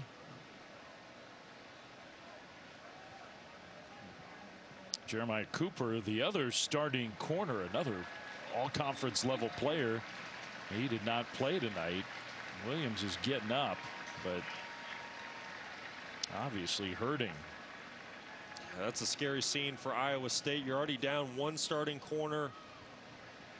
Who knows what's going to happen with Williams now getting rolled up on as they head into the next week's matchup on the road with Cincinnati.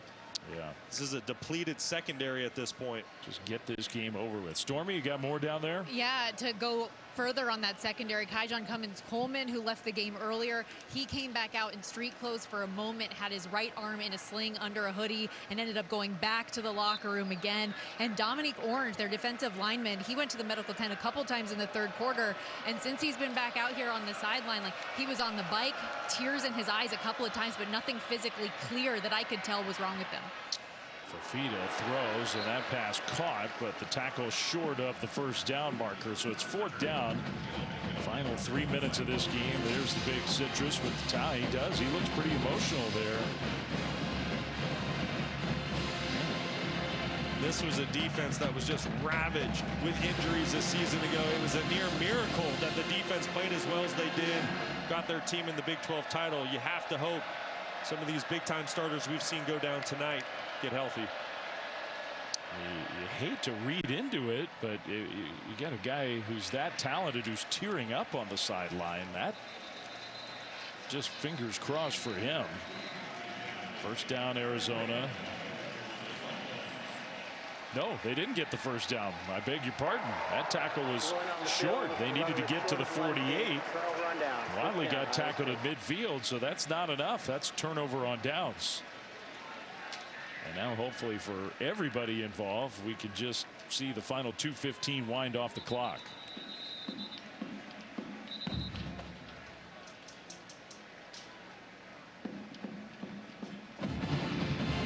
Arizona, meanwhile, they go back home and get Oklahoma State next week, so you figure probably a pretty good opportunity to get right again.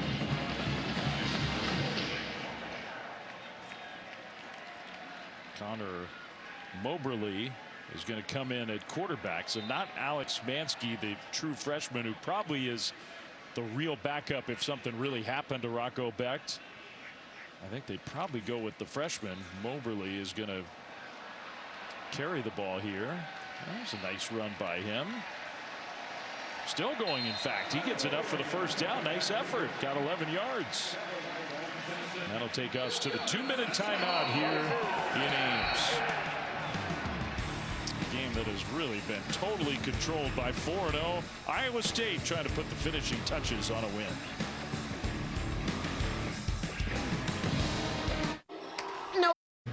The final 2 minutes without really the end result hanging in the balance. Iowa State with a 36-14 lead and the ball with one of their backup quarterbacks in the game, Connor Moberly.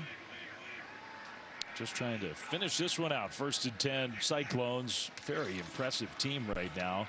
Win against Kansas State in Ireland. Win against their rivals. Not easy to do on the road in Iowa City.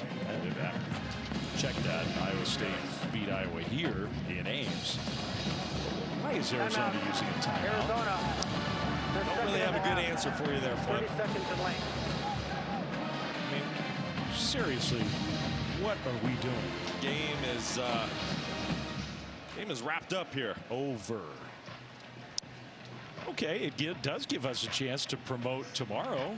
NFL Sunday Countdown. Okay, it was a good timeout. Boomers sitting down with Jalen Hurts and Nick Sirianni. All access. It's big story in the NFL tomorrow. Micah Parsons going back to Dallas. Jackson Dart's first start with the Giants. That's exciting for them. All that and much more. Sunday, 10 a.m. Eastern. And then Monday Night Football, we get 2 games for you. Jets, Dolphins, 7 Eastern on ESPN on ABC at 8 Eastern. The Bengals and Rocks, Broncos. Big one in Denver. Yeah, that is a big game.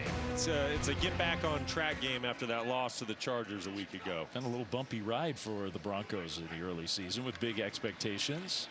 Quarterback keeper and a first down. Maybe that will keep Arizona from using their final timeout. How about Jackson Dart? I'm excited for that one too.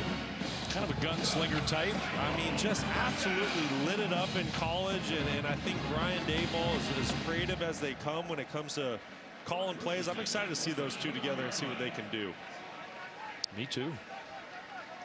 Giants need a boost. Oh, they need a spark in a big way. Got a lot of good pieces. They've just yet to put it together. Quarterback play has been lacking.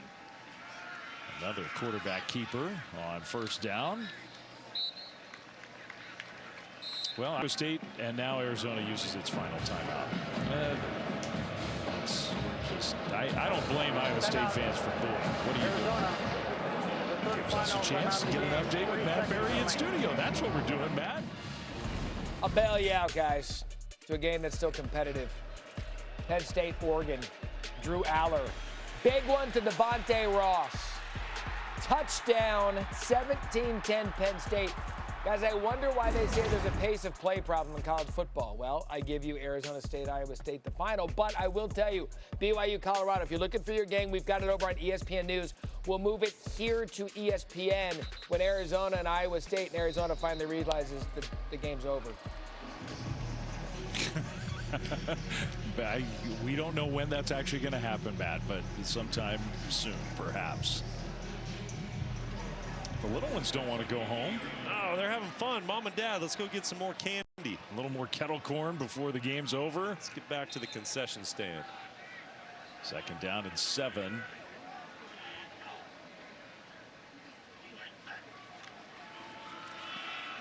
Not a lot of nuance as to what's going on here. No more timeouts for the Wildcats. So Iowa State's going to be 5-0 for the second straight year. If you heard Stanford Steve talking about, he picked this game on game day this morning, and part of his reason was Iowa State's track record under the lights in this stadium. This will be their 10th straight win for a home night game. They love playing at night here in Ames. Matt Campbell's climbing up the list of all-time Big 12 wins as a head coach. It's a distinguished list of great coaches. He's moving into the top 5 in the history of this league.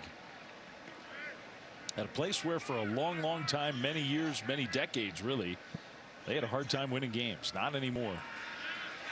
A throw, maybe. Threw it away to stop the clock. Flem, let's look at that as you're talking about as he's approaching the top 5. Look at this. Bob Stoops at the top. Bill Snyder, Mike Gundy, Mac Brown, Mike Leach, Garrett Pinkel. Those are big-time names. Big time. Guys that had fantastic careers, built programs, and Matt Campbell, he's right there with them. He's past Gary Patterson. Now some of Gary's wins came not in the Big 12. But still, now Iowa State is going to kick a field goal. This is the first career attempt for Chase Smith. So maybe Matt Campbell's just figuring, hey, this is good practice for my young kicker if I need him. And guess what? Practice makes perfect. Up and through. Never a doubt. And I think, get the kid a chance to kick in case your top place kicker is going to be hurt for a little longer. Good operation, wasn't it? Great first field goal make in college football, right down the middle for Smith. Excellent snap, hold, and execution. The walk-on true freshman from Eldridge, Iowa. And I don't know if it was really part of it, but it also is like, okay, you're going to call timeouts on the other side. We're going to kick a field goal. I mean, it very well could be. And this is going to be a big storyline for Iowa State fans to follow. The health of your starting kicker. I mean, he's got a big-time leg. You know how talented he is. He's won a lot of games for you. He's made 60-plus yarders, setting school records. But as you get into conference play, is he back or is Smith going to be the guy? Yeah, there's Kyle Conrady. They don't think he's out for the year. And he's got the jersey on at least, not the shoulder pads. He's walking around, so they say not out for the year. He is a big part. The way they play here, and you figure you get into the late months of the college football season, and the weather in Ames. You play a certain style of game. Having a kicker like him is really important. He's a big league kicker. He's been clutch in so many big time moments. Just ask Iowa fans over the last couple years. They're tired of seeing him hit game winners. You said it. He's kicked a 63-yarder in his career. 43 seconds left to go. So Iowa State's schedule, you got a couple road games in a row next week on ESPN2. Sneaky game. I mean, Cincinnati, not much expectation coming into this year. They went to Kansas and won, at Colorado, at TCU, at Oklahoma State, their remaining road games. I mean, with all due respect to Oklahoma State, outside of that game, that is a tough stretch of conference football. If Iowa State is going to get themselves back to the Big 12 title in Arlington, they're certainly going to go earn it, and we're going to find out in the next 2 months. Yeah, and even in those next 2 games, the next 2 weeks at Cincinnati, at Colorado, if you can find a way to win both those games with the home-heavy schedule late in conference play, Iowa State's going to be in a good position. I agree. I agree. You know, and tonight this was a great, you know, first step in conference play. I know week 1 you played Kansas State, you got that win, that was huge. But this really feels like the beginning of conference play. This was a big get. You had to win this game at home. Whiteout, sold-out stadium. Because like you just said, Flem, you have 2 good challenges on the road the next 2 weeks. The coaches are headed out to midfield. The referees initially stopped those 2, but they'll give the handshakes and say this game is now over. 39-14 final score. Rocco Becht and his Cyclones with another win. 5-0 and probably moving up in that top 15. 5-0 starts in back-to-back seasons. Very impressive. For Brock Osweiler, for Stormy Bonatoni, for Jerry McGinn, and our whole crew, Dave Fleming saying thanks for watching this presentation of college football on ESPN. Coming up right now, BYU and Colorado with Mark Jones, Ronnie Jones, and Quint Kesting.